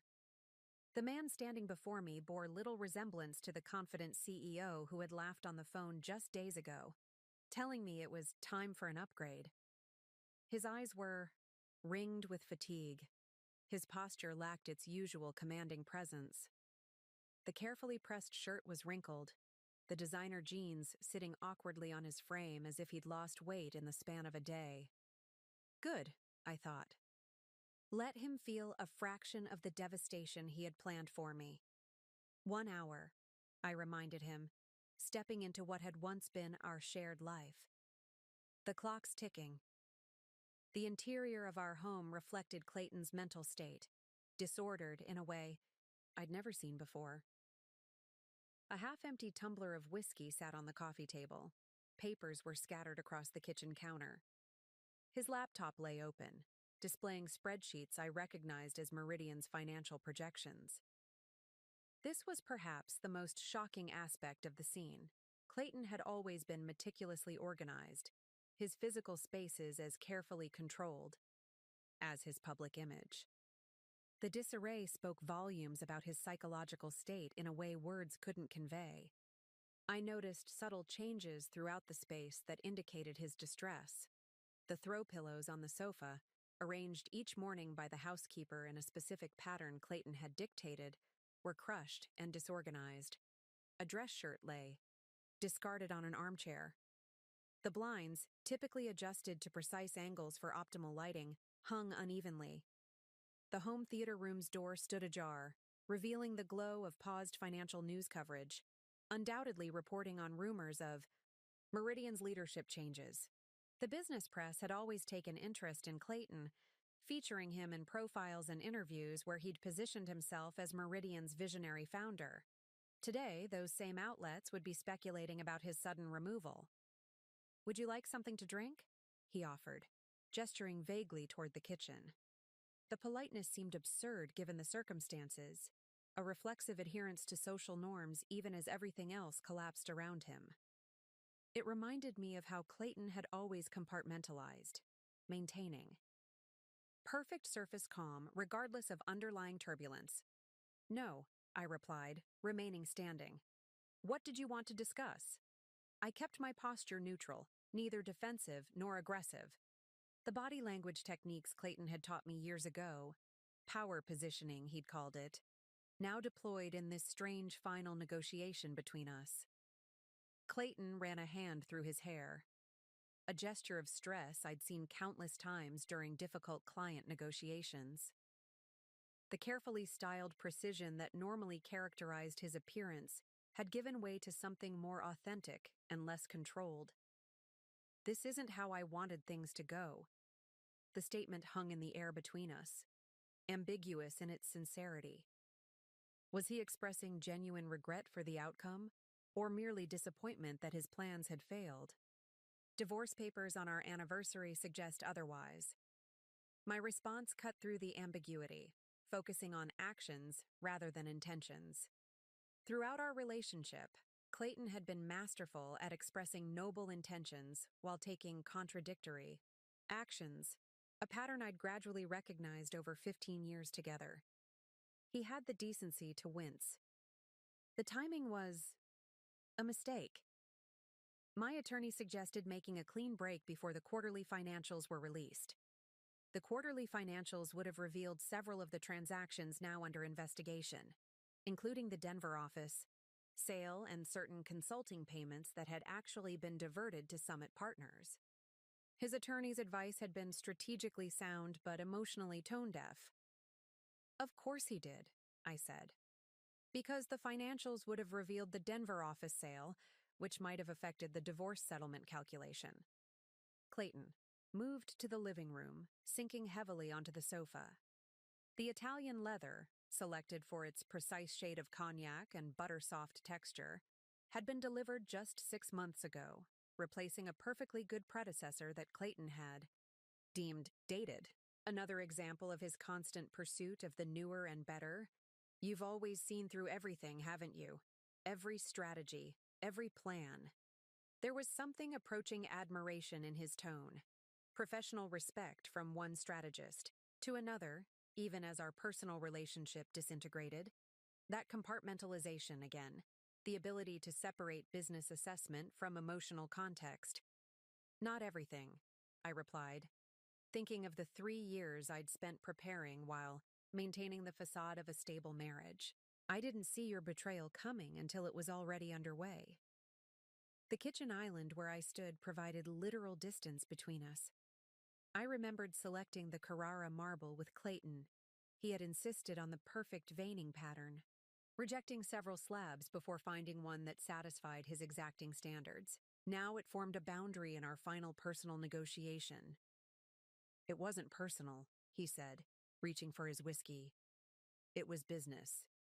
The phrase, delivered with practiced casualness, ignited something in me. Not just anger, but a profound weariness. With Clayton's ability to rationalize any behavior by recategorizing it. Affairs became strategic relationships. Betrayal became business restructuring. Emotional commitments became negotiable contracts. Our marriage wasn't business, Clayton. The company we built together wasn't just business. The people whose livelihoods depend on Meridian aren't just business. My voice remained measured but carried an intensity that made him look up, surprised by the controlled emotion.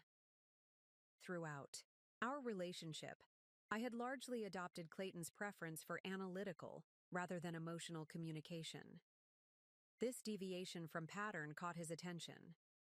"You know what was business?" I continued. "The shell companies you created to siphon company funds. The secret deal with Stella to start a competing firm using our clients and resources. The calculated plan to leave me with 20% of what I was entitled to after 15 years of partnership." Each item was delivered with precise clarity, laying bare the distinction between genuine business activities and the personal betrayal he had attempted to disguise as strategic decision-making. Clayton set down his glass. "I never intended—" "Stop," I interrupted. "Don't insult both of us by claiming this wasn't intentional. Your plans were too detailed, too methodical for anything but deliberate calculation." The plans had indeed been meticulous. Shell companies established with carefully constructed ownership structures, client relationships systematically redirected, financial resources gradually diverted through increasingly complex transactions. Nothing about these arrangements suggested impulse or accident. For a moment, he seemed about to argue. Then his shoulders slumped in defeat. It was a posture I'd rarely seen. Clayton Brooks acknowledging checkmate rather than attempting to redefine the game. What happens now? The question revealed his fundamental misunderstanding of our current positions. Clayton was still operating under the assumption that I was here to negotiate terms, that my presence in our former home indicated willingness to reach some mutually acceptable arrangement. That depends on you, I said, finally taking a seat, in the armchair across from him. The board has several options regarding the financial irregularities. Lucia is still completing her review, but the evidence of misappropriation is substantial. I kept my tone matter-of-fact, neither threatening nor conciliatory. This wasn't about leverage or intimidation, but simple reality. Actions had consequences, and Clayton's actions had created legal vulnerabilities that couldn't simply be negotiated away. His expression tightened. Are you threatening me with criminal charges? The question revealed his persistent tendency to personalize institutional processes, to view corporate governance and legal compliance as relationship negotiation rather than objective standards. Throughout our professional relationship, Clayton had consistently viewed rules as malleable rather than structural, as obstacles to be navigated rather than foundations to be respected. I'm stating facts, I replied calmly. Actions have consequences. Clayton, you taught me that. Indeed, he had, through countless strategic discussions where he'd emphasized the importance of leverage, of position, of creating consequences for those who stood in the way of objectives. The principles he'd advocated throughout our partnership were now being applied in ways he hadn't anticipated. A bitter laugh escaped him. So this is payback. Again, the personalization, recasting governance enforcement as emotional response, corporate fiduciary duty as relationship vendetta. Clayton's framework consistently centered his experience and interpretation, positioning others' actions as responses to him rather than independent ethical choices. No, this is governance. The company has fiduciary responsibilities to its shareholders and clients. Ignoring financial misconduct would violate those responsibilities. The distinction mattered, not just legally, but ethically. The investigation into Clayton's activities wasn't personally motivated, but institutionally required. The same governance principles would apply regardless of who had committed the violations. He leaned forward, desperation edging into his voice. I can return the money, all of it. And my shares, you can have them. Just don't destroy everything. The irony wasn't lost on me. Days ago, he had been prepared to destroy my financial security, my professional standing, my future, all without hesitation. Now he was begging for mercy from the very person he'd planned to discard. It wasn't satisfaction I felt in that moment, but a profound sadness for what we'd become. Two people who had once built something meaningful together, reduced to negotiating the terms of their mutual disentanglement. I'll present your offer to the board, I said, neither accepting nor rejecting it. They'll make the final decision regarding Meridian's response. The board that you control, he noted. The properly constituted governance body, I corrected. Which I happen to chair as majority shareholder. The distinction wasn't semantic, but substantive. My authority derived not from personal influence, but from legitimate organizational structure, the very framework Clayton had dismissed as unnecessary. Bureaucracy throughout our partnership. Clayton reached for a folder on the coffee table, retrieving several papers. I've drawn up a proposed settlement, full transfer of my remaining shares to you, return of all funds from the questioned transactions, and a comprehensive non-compete agreement. The documents were neatly prepared, suggesting he'd spent significant time with his attorney developing these terms. Even in apparent disarray, Clayton remained strategic, preparing fallback positions and alternative scenarios. I took the documents but didn't open them. I'll have Stanley review these. Of course, he said, a flash of his old bitterness returning. Everything by the book. The book exists for a reason, Clayton. If you'd followed it, we wouldn't be here. We sat in silence for a moment. 15 years of shared history hanging in the air between us. Despite everything, I felt a pang of grief for what we'd lost. Not just the marriage, but the partnership that had once seemed unbreakable. The silence stretched, filling the expansive living room that had been designed more for impression than comfort. Floor-to-ceiling windows showcased the city lights below, a view Clayton had prioritized when selecting this house. Success should be visible, he'd said during our house hunt. It should remind you daily of what you've achieved. Now that carefully curated backdrop of success seemed hollow, beautiful but empty, like so much else in our shared life.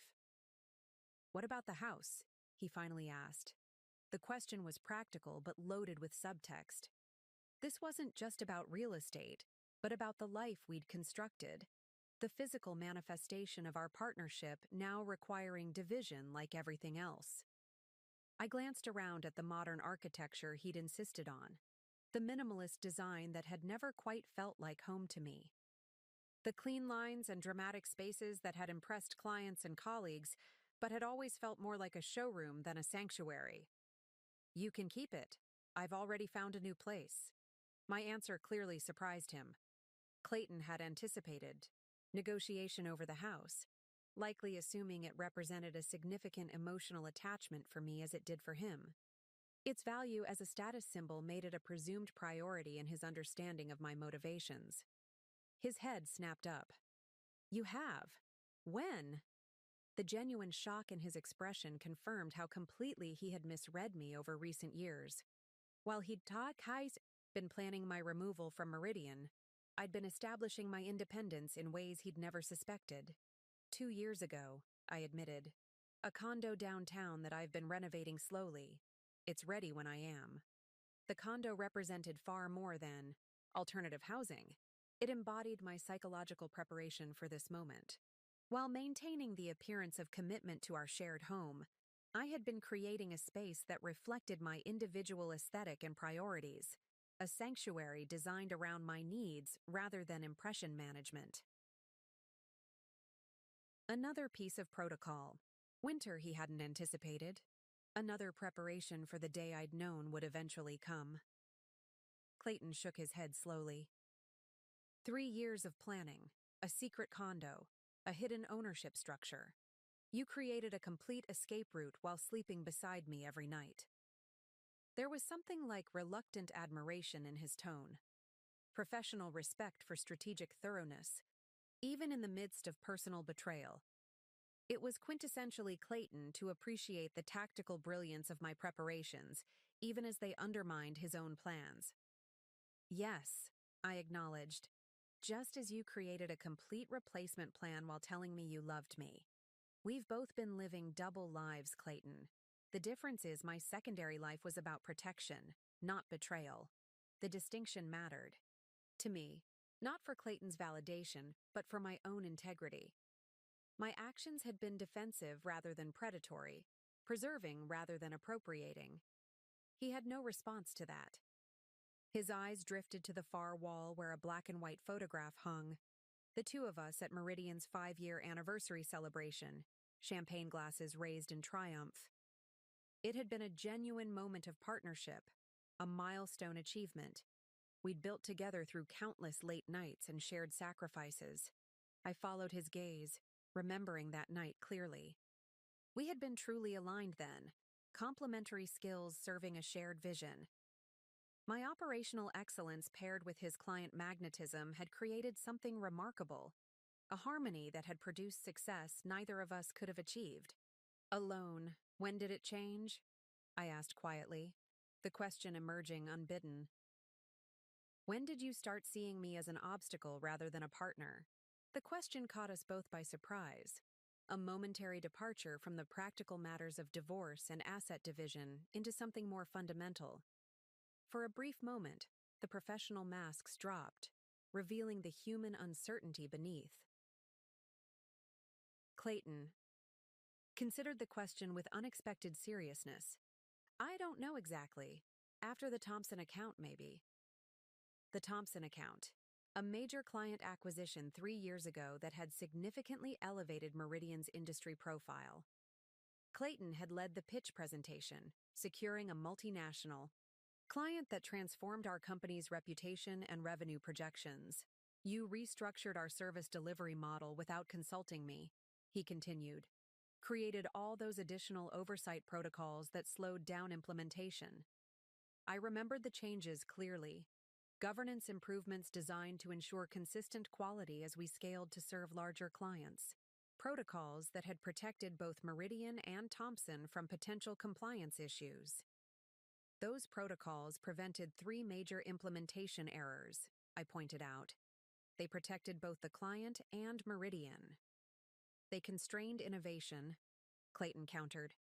Made everything procedural instead of responsive.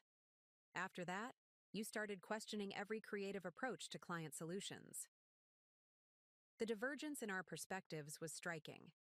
What I had viewed as necessary quality assurance, Clayton had experienced as creative constraint.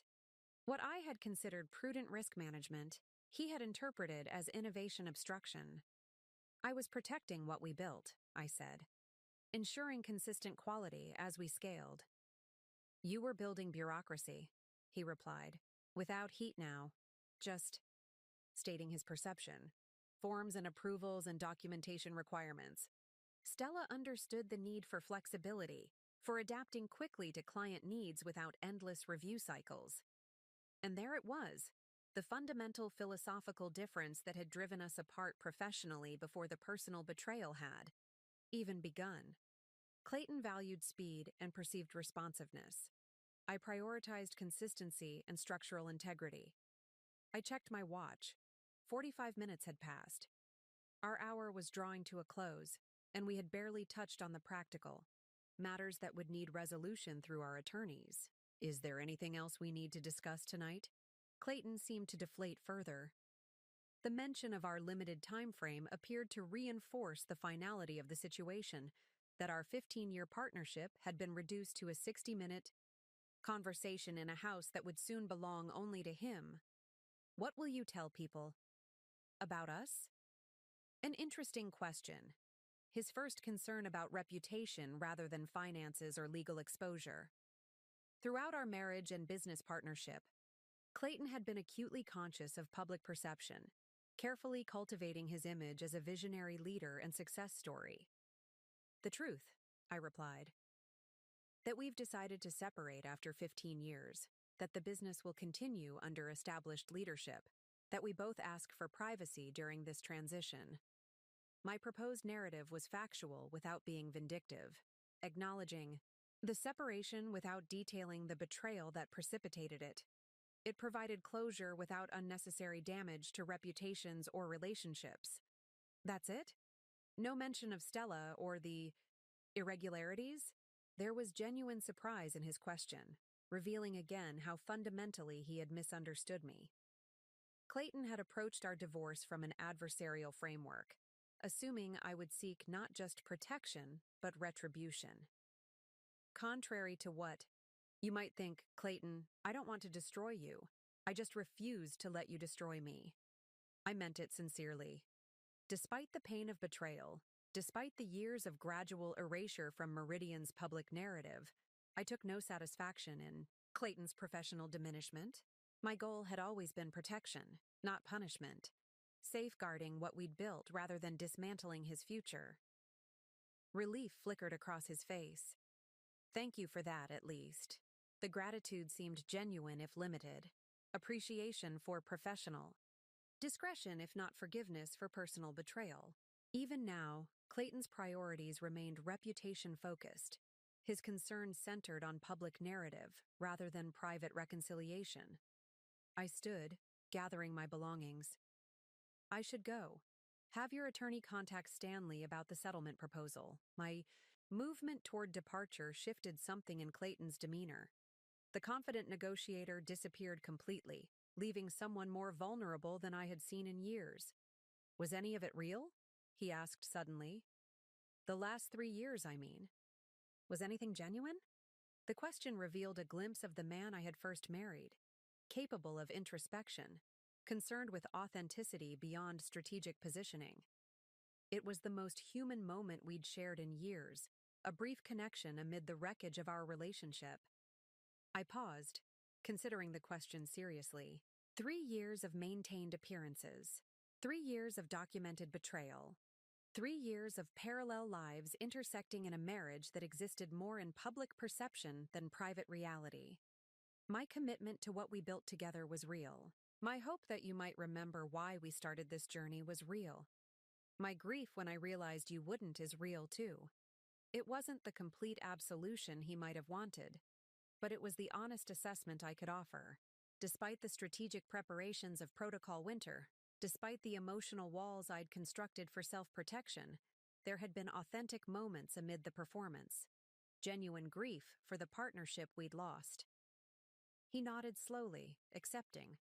This partial truth.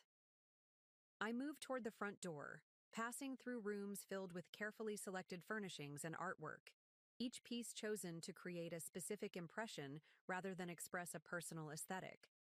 The house had always been a statement about success rather than a reflection of shared identity. At the door, I turned back one last time. The tableau was striking. Clayton alone in the cavernous house we'd purchased to celebrate Meridian's first major expansion, surrounded by the trappings of success but abandoned by its substance.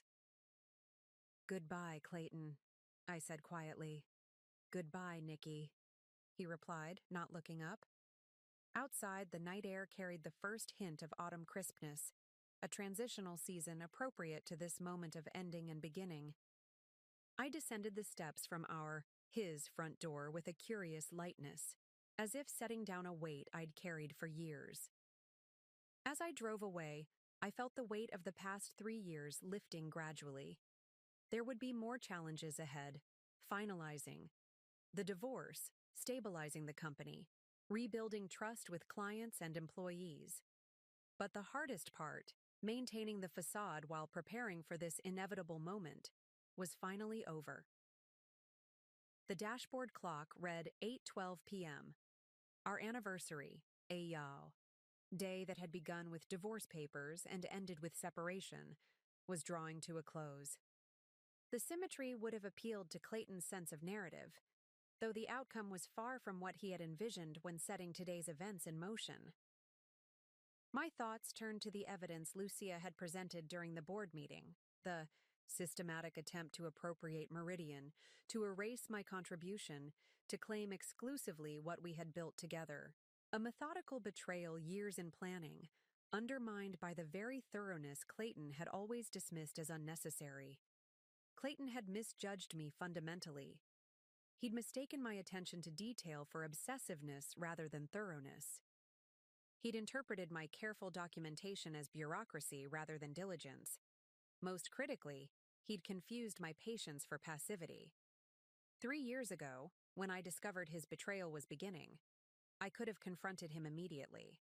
Could have demanded explanations, threatened exposure, insisted on counseling. The emotional response might have been satisfying temporarily, but ultimately destructive. Instead, I chose the strategic path. Not out of coldness, but out of respect for what we'd built together. The company deserved protection, the employees deserved stability, and I deserved security. Traffic thinned as I turned toward downtown, toward the condo that represented my independent future rather than our shared past. The building came into view, a restored historic structure with modern amenities, character with convenience, substance with style. Everything the glass and steel showcase house we'd shared had never been. Protocol Winter hadn't been about revenge. It had been about survival, of the business, of my future, of my self-respect. In executing it, I hadn't become like Clayton. I'd simply used the skills he'd always undervalued to counter the threat he posed. As I pulled into the garage of my downtown condo, my actual home now, I allowed myself a moment of recognition. The anniversary that had begun with such cruelty had ended with clarity. Clayton had intended it as an ending. Instead, it had become a beginning.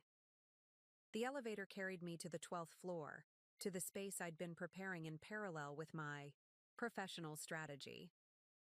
The door opened to warm lighting, comfortable furnishings chosen for enjoyment rather than impression, artwork selected for personal resonance rather than investment value. I moved through rooms that reflected my own aesthetic rather than Clayton's curated prestige, functional but beautiful, sophisticated without pretension.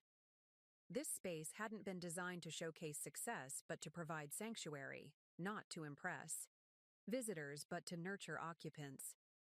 In the kitchen, designed for actual cooking rather than mere appearance, I poured a glass of wine. The Cabernet had been aging for 5 years, a bottle I'd purchased to eventually celebrate a significant milestone. Tonight qualified, though not in the way I might once have anticipated. My phone buzzed with messages, updates from Cooper about secured systems, questions from Lucia about tomorrow's legal filings, confirmation from Erica about the all-hands meeting. The work would continue, the challenges would evolve, but the foundation was secure. I moved to the living room windows, looking out over the city lights. From this vantage point, I could see our office building in the distance, illuminated against the night sky.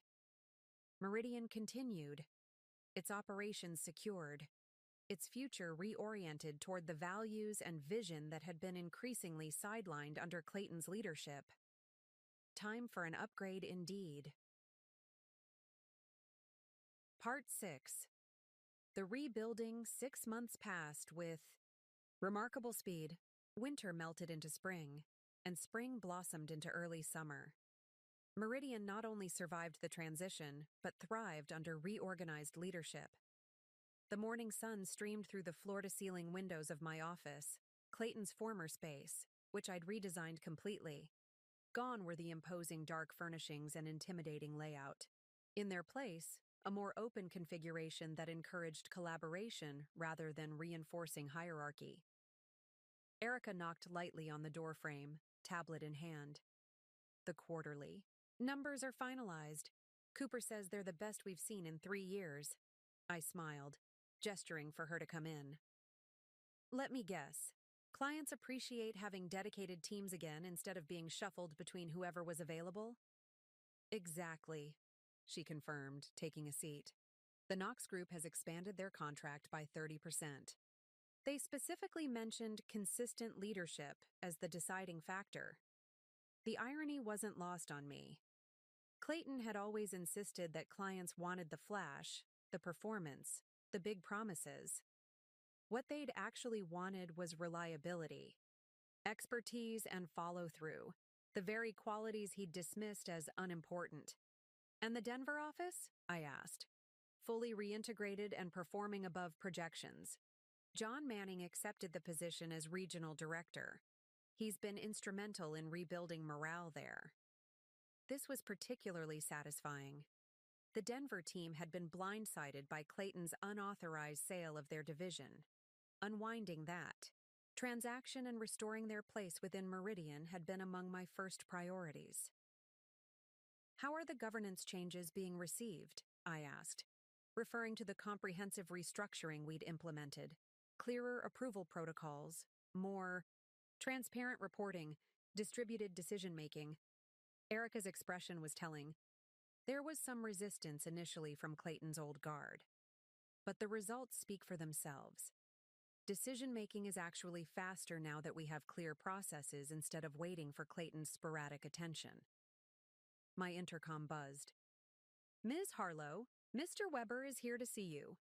Send him in, I replied. Stanley entered moments later, carrying his characteristic leather portfolio. Erica excused herself, giving us privacy. The final divorce papers are ready for your signature, Stanley announced without preamble. He'd always appreciated directness, one of the reasons I'd chosen him as my attorney. I gestured for him to sit. And Clayton has already signed? Yesterday. Stanley spread the documents on my desk. The terms are exactly as negotiated. You retain full ownership of Meridian through your 93% stake. Clayton keeps the house and his personal investments. The non-compete clause remains in effect for 5 years. And most importantly, he has reimbursed all misappropriated funds with interest. I nodded, scanning the key provisions. And the criminal charges? Dropped, per the agreement. Though the regulatory investigation continues independently. That was beyond our control. This had been the most difficult decision, whether to push for criminal charges regarding the financial misconduct. Ultimately, the board had agreed that company interests were best served by full financial recovery and Clayton's complete separation rather than a protracted legal battle. I signed where indicated, feeling a curious sense of completion rather than sadness. The marriage had effectively ended 3 years ago when I discovered Clayton's betrayal. This was merely the formal acknowledgement of what had long been reality. Any word on where he's landed? I asked, handing the signed papers back to Stanley. Consulting for a firm in Arizona. Much smaller than Meridian. Stella isn't with him, from what I hear. That didn't surprise me. Stella had always been ambitious. When Clayton's plans collapsed, taking his resources and reputation with them, she had undoubtedly moved on to more promising opportunities. And the board meeting this afternoon? Stanley inquired, changing the subject as he packed away the divorce papers. Standard quarterly review, plus discussion of the expansion proposal. He nodded approvingly. The Chicago acquisition? Yes. The numbers look promising, and it gives us presence in a key market. Cooper has developed a solid integration plan. After Stanley left, I spent some time reviewing the expansion documents. The Chicago firm complemented our existing services, perfectly bringing specialized expertise that would enhance our overall offerings. Unlike Clayton's impulsive acquisitions, this one had been thoroughly researched, with clear integration strategies and realistic projections. My phone buzzed with a text from Lucia. Celebration dinner tonight? The team wants to mark the occasion. I smiled, knowing she meant both the finalized divorce and the expected approval of the Chicago acquisition. Absolutely. Marcello's at 7? Perfect, came the reply. Cooper and Erica already confirmed. The afternoon board meeting went exactly as anticipated. The quarterly results impressed everyone, with client retention at 97% and new business up 22%. The Chicago acquisition received unanimous approval, with thoughtful questions and constructive suggestions, rather than the rubber stamp approach that had characterized the board under Clayton's influence. As I prepared to leave for the day, I passed by the company timeline displayed in the main reception area. A new addition had recently been installed, a photo of our expanded leadership team at the Industry Awards ceremony last month, where Meridian had been recognized for excellence in corporate governance reform. The irony of that particular award wasn't lost on anyone who knew our recent history. The governance failures under Clayton had ultimately led to the creation of a model that others were now emulating. Arriving at Marcello's that evening, I found Lucia, Cooper, and Erica already seated at our usual corner table. The restaurant had been our unofficial meeting place during the entire protocol winter phase, chosen specifically because Clayton avoided Italian food and would never unexpectedly appear. To new beginnings, Lucia proposed as our wine was poured, raising her glass in a toast. And to proper endings, Cooper added with a knowing smile. We clinked glasses, these three who had become more than colleagues through the challenges of the past year. They had been allies, confidants, and ultimately friends who understood what we had accomplished together. Have you heard from him? Erica asked after our first course arrived. Not directly, I replied. The divorce was finalized. Today.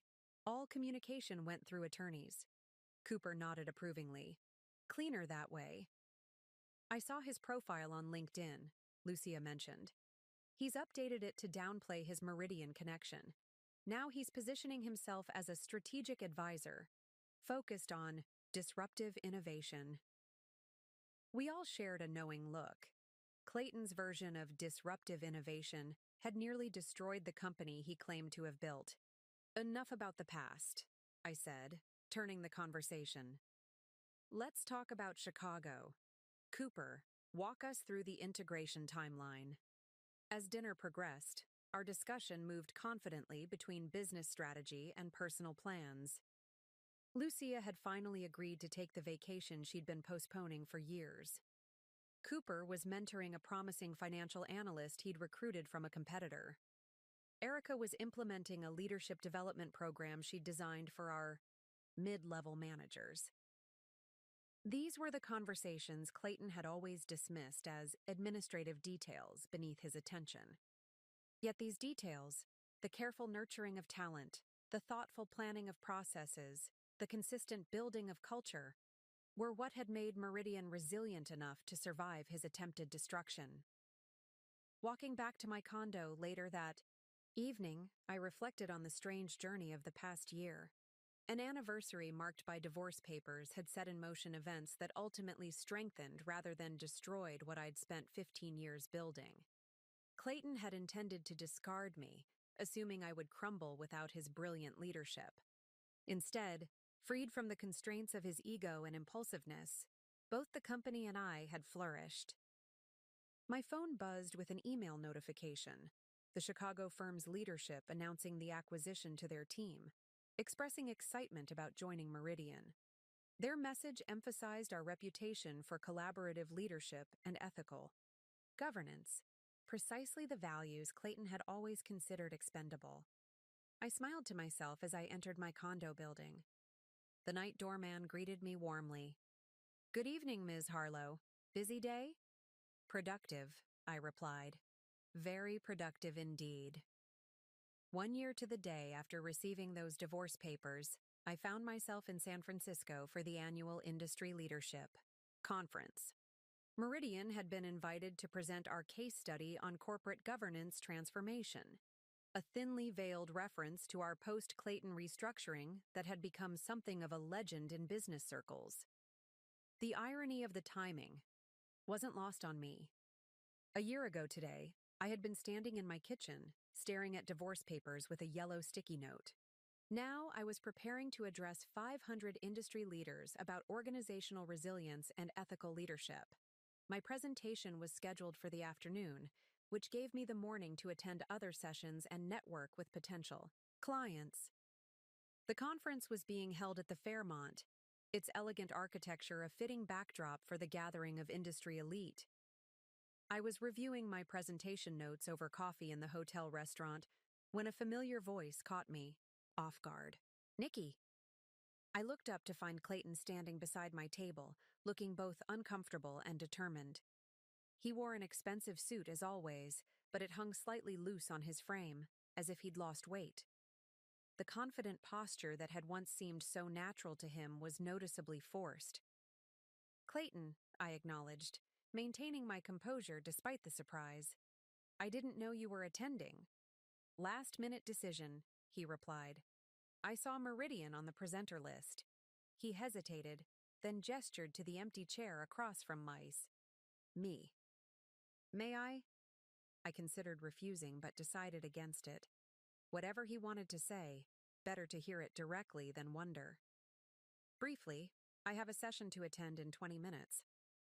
He sat, placing his conference badge face down on the table, a small gesture that spoke volumes about his diminished professional status. "You look well," he offered, an opening platitude that felt hollow given our history. "Thank you," I replied, without returning the compliment. "How's Arizona?" A flicker of surprise crossed his face. He hadn't expected me to know his whereabouts. "Challenging. Smaller market, different clientele." I nodded, waiting for him to get to the point of this. "Unexpected approach?" Clayton cleared his throat. "I saw the announcement about the Chicago acquisition and the industry award for governance reform." He paused. "The company is doing better than ever." "Yes," I confirmed simply. "Without me," he added, a statement rather than a question. I met his gaze directly. The company is doing better with proper governance and collaborative leadership. The absence of any particular individual is less relevant than the presence of effective systems. He almost smiled at that. Always the diplomat. Always precise, I corrected. There's a difference. Clayton's expression shifted to something more genuine, the practiced charm falling away. I deserved that. And more. He took a breath. I've had a lot of time to reflect this past year. About what I threw away, what I destroyed. I checked my watch pointedly. If this is an apology tour, I appreciate the gesture, but it isn't necessary. It's not for you, he said quickly. Or not just for you. It's... He struggled to find the words, unusual for someone who had always been verbally agile. I need to understand what happened, how I could have misjudged everything so completely. This was unexpected. The Clayton I had known would have constructed a narrative that minimized his culpability, that framed his failures as circumstances beyond his control. What do you mean? I asked, genuine curiosity overriding my initial guardedness. I had everything, he said quietly. A successful company, a capable partner, respect in the industry, and I risked it all for, what? A fantasy of being unrestrained? Some notion that I could do better without the constraints of proper process? I studied him, trying to discern if this self-reflection was genuine or merely a performance for my benefit. Why are you telling me this? Because you're the only one who would understand the magnitude of my miscalculation. He met my eyes directly. I didn't just lose a wife or a company. I lost the foundation everything else was built on, the credibility I'd spent a career establishing. For the first time since discovering his betrayal, I felt a flicker of something approaching sympathy. Not for the consequences he was facing, those were entirely deserved, but for the belated recognition of what he had carelessly discarded. What happened with Stella? I asked, more from curiosity than concern. A bitter smile crossed his face. She found a more promising prospect within 2 weeks of the collapse. Last I heard, she's working for Westbrook Consulting, still in client. Relations? I nodded, unsurprised. Stella had always been strategic about advancing her career. Clayton had simply been a vehicle for her ambitions, just as she had been for his. And the regulatory investigation? I asked. He grimaced. Ongoing. Their processes are thorough. The irony wasn't lost on either of us. The thoroughness he had always dismissed as unnecessary bureaucracy was now methodically documenting his financial misdeeds.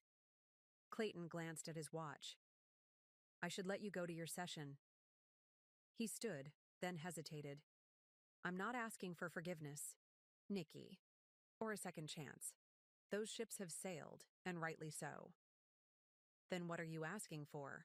I inquired, genuinely curious about his purpose in initiating this conversation. Nothing, really, he admitted.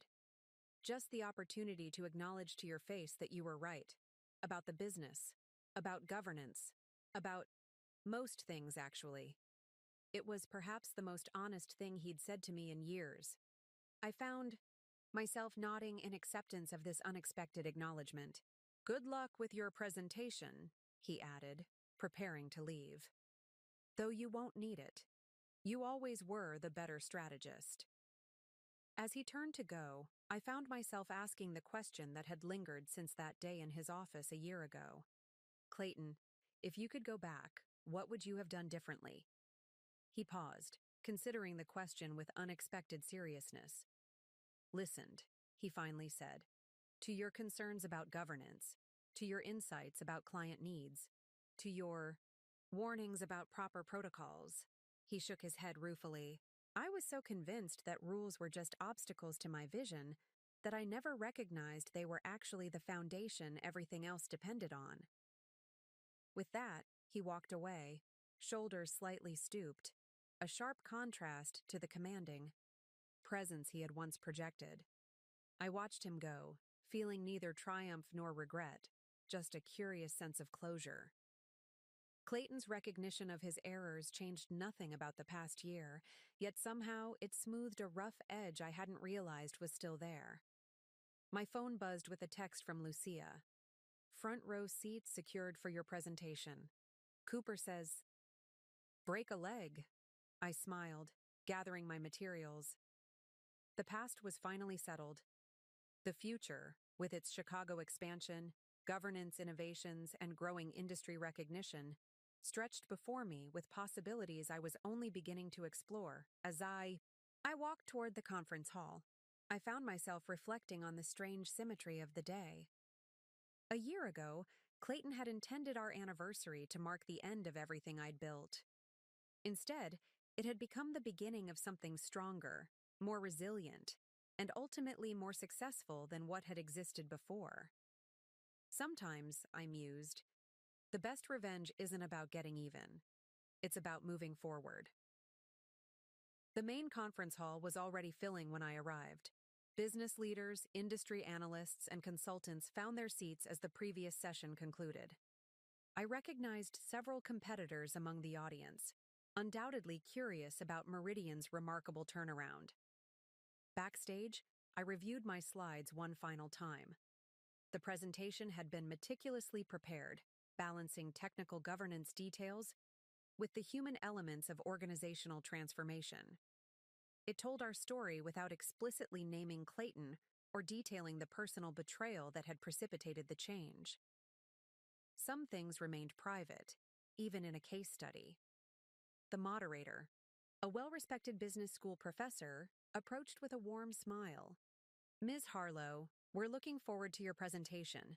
There's considerable buzz about Meridian's governance innovations." "Thank you," I replied. Though I should note we didn't set out to be innovative. We simply committed to doing things properly. She nodded appreciatively.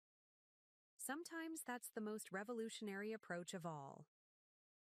As I waited for my introduction, I scanned the audience through the slight gap in the curtains. Lucia and Cooper sat in the front row as promised, alongside Erica, who must have arrived that morning. Several of our major clients were present as well. And there, near the back, Clayton, seated alone, expression unreadable from this distance. His presence was unexpected. Our brief morning encounter had felt like closure, not a prelude to further interaction. Yet here he was, presumably to witness firsthand the public discussion of the company he'd tried to dismantle. The moderator's voice pulled me back to the present moment. "Our next speaker has led one of the most remarkable corporate transformations in recent years. Under her leadership, Meridian Consulting has not only survived a major governance challenge, but emerged stronger, with industry-leading client retention rates and a governance model that's being studied at business schools nationwide. Please welcome Nicole Harlow, CEO of Meridian Consulting." The applause was encouraging as I stepped onto the stage. Public speaking had never been my favorite activity. That had been Clayton's domain. But over the past year, I'd grown comfortable with the role of visible leadership, recognizing its importance in building confidence with clients and employees alike. "Thank you," I began, my voice steady. 18 months ago, Meridian Consulting faced a pivotal moment. Not a financial crisis or market disruption, but a governance challenge that threatened the very foundation of our organization. I advanced to the first slide, which showed our company's performance metrics before and after the restructuring, the stark contrast telling its own story. What you're seeing isn't just improved numbers. It's the quantifiable result of aligning governance with values, of ensuring that processes support purpose rather than impede it. Over the next 40 minutes, I detailed our journey, the identification of governance gaps, the implementation of transparent protocols, the cultural shift from charismatic leadership to systematic accountability. Throughout, I kept the focus on principles rather than personalities, on lessons rather than blame. The most significant realization, I continued nearing the conclusion, wasn't that our previous governance was flawed. It was understanding that governance isn't separate from strategy. It is strategy. It's not bureaucracy that constrains vision. It's the infrastructure that enables vision to become sustainable reality. As I spoke, I noticed Clayton shift in his seat. These weren't just abstract principles to him, but painful personal lessons. At Meridian, we discovered that when governance is strong, individual contributions become more valuable, not less. When processes are clear, creativity flourishes rather than diminishes. When accountability is consistent, trust deepens throughout the organization. The final slide displayed our current leadership structure, a collaborative model that distributed authority while maintaining clear decision paths. The traditional image of corporate leadership often focuses on the solitary visionary, the charismatic individual who drives change through sheer force of personality. What we've discovered is that real organizational resilience comes not from individual brilliance, but from systematic excellence. Excellence that survives and thrives regardless of any single person's presence or absence. I concluded with our outcomes: client growth, employee satisfaction, industry recognition, and opened the floor for questions. The first came from an industry analyst I recognized from business publications. Ms. Harlow, your governance model emphasizes distributed decision-making, yet you maintain a traditional CEO role. How do you reconcile these approaches? An excellent question that went straight to the heart of our transformation. The CEO's role in our model isn't to centralize decision-making, but to ensure the integrity of the decision-making process, I explained. My primary responsibility isn't to make every decision, but to guarantee that decisions are made at the appropriate level, with proper information and accountability. Leadership becomes less about control and more about creating conditions where good decisions naturally emerge. Several more questions followed, about client transitions, metrics for measuring governance effectiveness, and implementation challenges. Each reflected genuine interest in the substance of our approach, rather than the drama of our story. The final question came from near the back of the room. Your presentation emphasizes process and systems, but transformation usually requires a catalyst. What specific event triggered Meridian's governance revolution? I looked up to locate the questioner and found myself meeting Clayton's gaze directly. He had raised the question deliberately, offering me a public opportunity to expose his betrayal if I chose to. The room fell silent, awaiting my response. I could feel Lucia and Cooper tensing in the front row, uncertain how I would handle this deliberate provocation, if that's what it was. But looking at Clayton, I saw not challenge, but something closer to acceptance. Perhaps even a desire for accountability. Transformation indeed requires a catalyst, I acknowledged, addressing the entire room rather than just Clayton. In Meridian's case, we experienced what I'll call a significant misalignment between leadership actions and organizational values. That misalignment created an opportunity to examine our fundamental assumptions about how decisions should be made and accountability maintained. I paused, then continued with careful precision. The specifics are less important than the principle. Governance isn't something you implement after a crisis. It's something you establish to prevent crisis. We had the opportunity to learn that lesson more dramatically than most. The moderator sensed the weight of the moment and stepped in. That seems like an excellent note to conclude on. Please join me in thanking Nicole Harlow for this insightful presentation. The applause was enthusiastic as I gathered my materials. As I left the stage, I caught a final glimpse of Clayton slipping out a side door.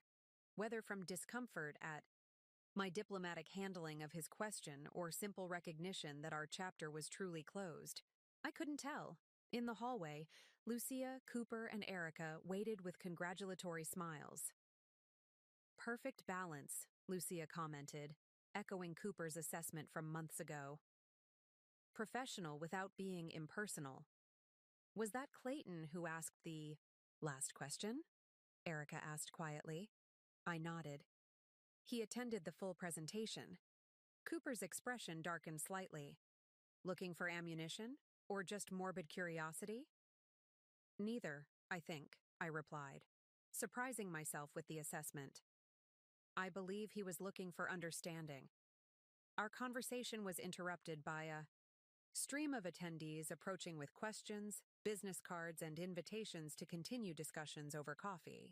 The interest was gratifying, not just in me personally, but in the governance principles we'd implemented.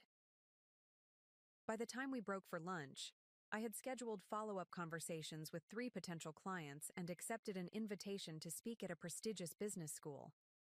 Clayton was nowhere to be seen. As we settled at our lunch table, Erica raised her water glass in a quiet toast. To the future of Meridian. And to its architect, Cooper added, nodding toward me. I smiled, accepting their acknowledgement while knowing the truth was more nuanced. Meridian's transformation hadn't been my solo creation, but the collective work of everyone at the table, and many others back at the office who had embraced the new direction. To all of us, I amended, raising my own glass. And to proper governance, we clinked glasses, united not just by what we'd overcome, but by what we were building together. 2 years after that fateful anniversary, I found myself back in our original office building. Meridian had long since outgrown the space, relocating to larger headquarters that better accommodated our expanded team. But this building housed our first major client, the Knox Group, and our quarterly strategy meeting had brought me back to familiar territory. As I waited for the elevator in the marble-floored lobby, memories cascaded through my mind. Late nights, developing proposals, early morning strategy sessions, the gradual evolution from hopeful startup to established consultancy. So much of our early foundation had been laid within these walls. The receptionist smiled in recognition as I signed in. Ms. Harlow, it's been ages. Knox has been singing your praises nonstop. They've been wonderful partners, I replied, returning her warm greeting. Sometimes the original relationships remain the strongest. Isn't that the truth? She agreed, handing me a visitor badge. Mr. Rossman is expecting you on 17. The elevator doors opened, and I stepped inside, pressing the button for the 17th floor. As the doors began to close, a hand reached through the gap, triggering the safety sensor. Sorry, just catching. The voice cut off abruptly as recognition dawned on both sides. Clayton stood frozen for a moment, clearly as surprised by this encounter as I was. 2 years had changed him visibly. The polished corporate appearance had softened into something more authentic, still professional but lacking the carefully cultivated image he'd once maintained. Nikki, he acknowledged with a nod, stepping into the elevator and pressing the button for the 14th floor. Clayton, I didn't realize you were back in town. 6 months now, he replied, maintaining a respectful distance as the elevator began its ascent. I'm with Archer Davis on 14. Archer Davis was a mid-sized firm with a solid reputation, nowhere near Meridian's scale, but respectable. Not where Clayton would have placed himself 3 years ago, but a legitimate position nonetheless. How is it? I asked, genuine curiosity rather than polite formality. He considered the question thoughtfully. Challenging in the right ways? Smaller projects? More direct client involvement? A slight smile. More attention to governance and documentation than they were used to. The irony wasn't lost on either of us. The very principles he had once dismissed had become his new professional foundation. The Chicago expansion is impressive, he offered after a brief pause. I saw the announcement about the new financial services division. I nodded, slightly surprised he was tracking Meridian's growth. Cooper's been leading that initiative. He has a particular talent for integrating new teams while maintaining cultural consistency. Always did, Clayton agreed. I should have listened to him more often. The elevator slowed at the 14th floor. As the doors opened, Clayton hesitated. I saw your feature in Business Leadership Monthly, he said. The governance model you've developed is being adopted across the industry. It's quite an achievement. Thank you, I replied, recognizing the genuine acknowledgement in his tone. He stepped out of the elevator, then turned back. For what it's worth, Nikki, you've built something remarkable, something much better than what existed before. Before I could respond, the doors began closing. Our brief encounter ended with a simple nod of mutual recognition, not reconciliation, not forgiveness, but something approaching respect. The Knox meeting proceeded perfectly, our long-standing relationship translating into efficient collaboration and strategic alignment. Their CEO, James Rossman, had been with us from the beginning and had witnessed firsthand the transformation of Meridian. I have to say, he commented as we wrapped up, watching Meridian's evolution these past few years has been fascinating. When Clayton was removed, I'll admit I had concerns about continuity. I smiled, appreciating his candor. Many did. Change at the top often creates uncertainty. But you didn't just maintain continuity, he continued. You created something fundamentally stronger. Our team has never felt better supported. After the meeting, I found myself with an unexpected free hour before my next appointment. On impulse, I decided to visit our old office space on the 12th floor. The building directory showed it was now occupied by a tech startup, the circle of business life continuing as ever. Standing outside those familiar doors, I could almost see the ghosts of our younger selves, Clayton and I, full of ambition and shared purpose, building something from nothing through sheer determination and complementary skills. My phone buzzed with a text from Erica. London office launch confirmed for September. Board approval unanimous. I smiled, replying with, "My congratulations." The London expansion represented our first international presence, a milestone we had once discussed with Clayton in those early days, but had never quite prioritized under his leadership. As I turned to leave, the startup's door opened and a young woman emerged, startled to find someone in the hallway. "Oh, can I help you?" she asked. "Just reminiscing," I explained with a smile. "My company started in this space years ago." Her expression brightened. "You're Meridian Consulting? We've heard the stories about this being your original office. It's like startup folklore around here." I laughed.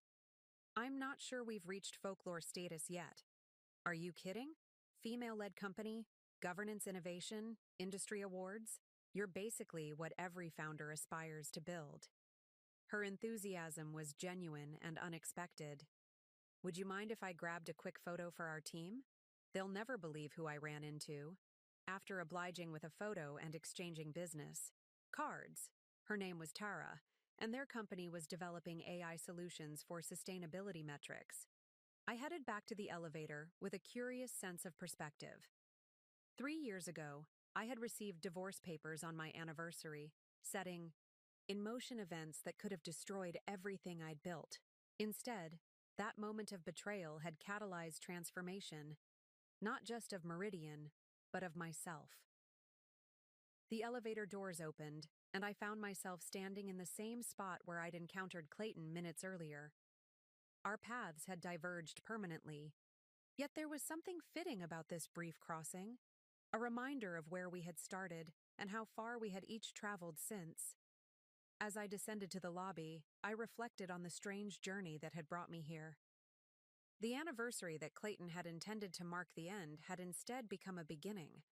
The company he had tried to claim exclusively as his creation had flourished beyond what either of us had initially envisioned. The capabilities he had, dismissed, had proven to be the very foundation of sustained success. Outside, the summer sun illuminated the city skyline. Familiar buildings alongside new construction, the urban landscape evolving just as Meridian had. My phone buzzed again, this time with a message from Cooper about our upcoming strategy retreat. Smiled as I typed my response, then paused to look back at the building where so much had begun. The past would always be there, informing but not constraining the future we were creating. Sometimes, I mused as I headed toward my next meeting, the most significant chapters of our lives begin precisely when we think the story is ending. Clayton's attempt to discard me had instead freed me to build something stronger than either of us could have imagined separately. His anniversary gift of divorce papers had ultimately given me something far more valuable than the diamond earrings. He'd hinted at. It had given me clarity, purpose, and the opportunity to discover my own capabilities without the shadow of his ego. As anniversary presents go, I reflected with a quiet smile. It had turned out to be quite remarkable indeed. Up next, you've got 2 more standout stories right on your screen. If this one hit the mark, you won't want to pass these up. Just click and check them out. And don't forget to subscribe and turn on the notification bell so you don't miss any upload from us.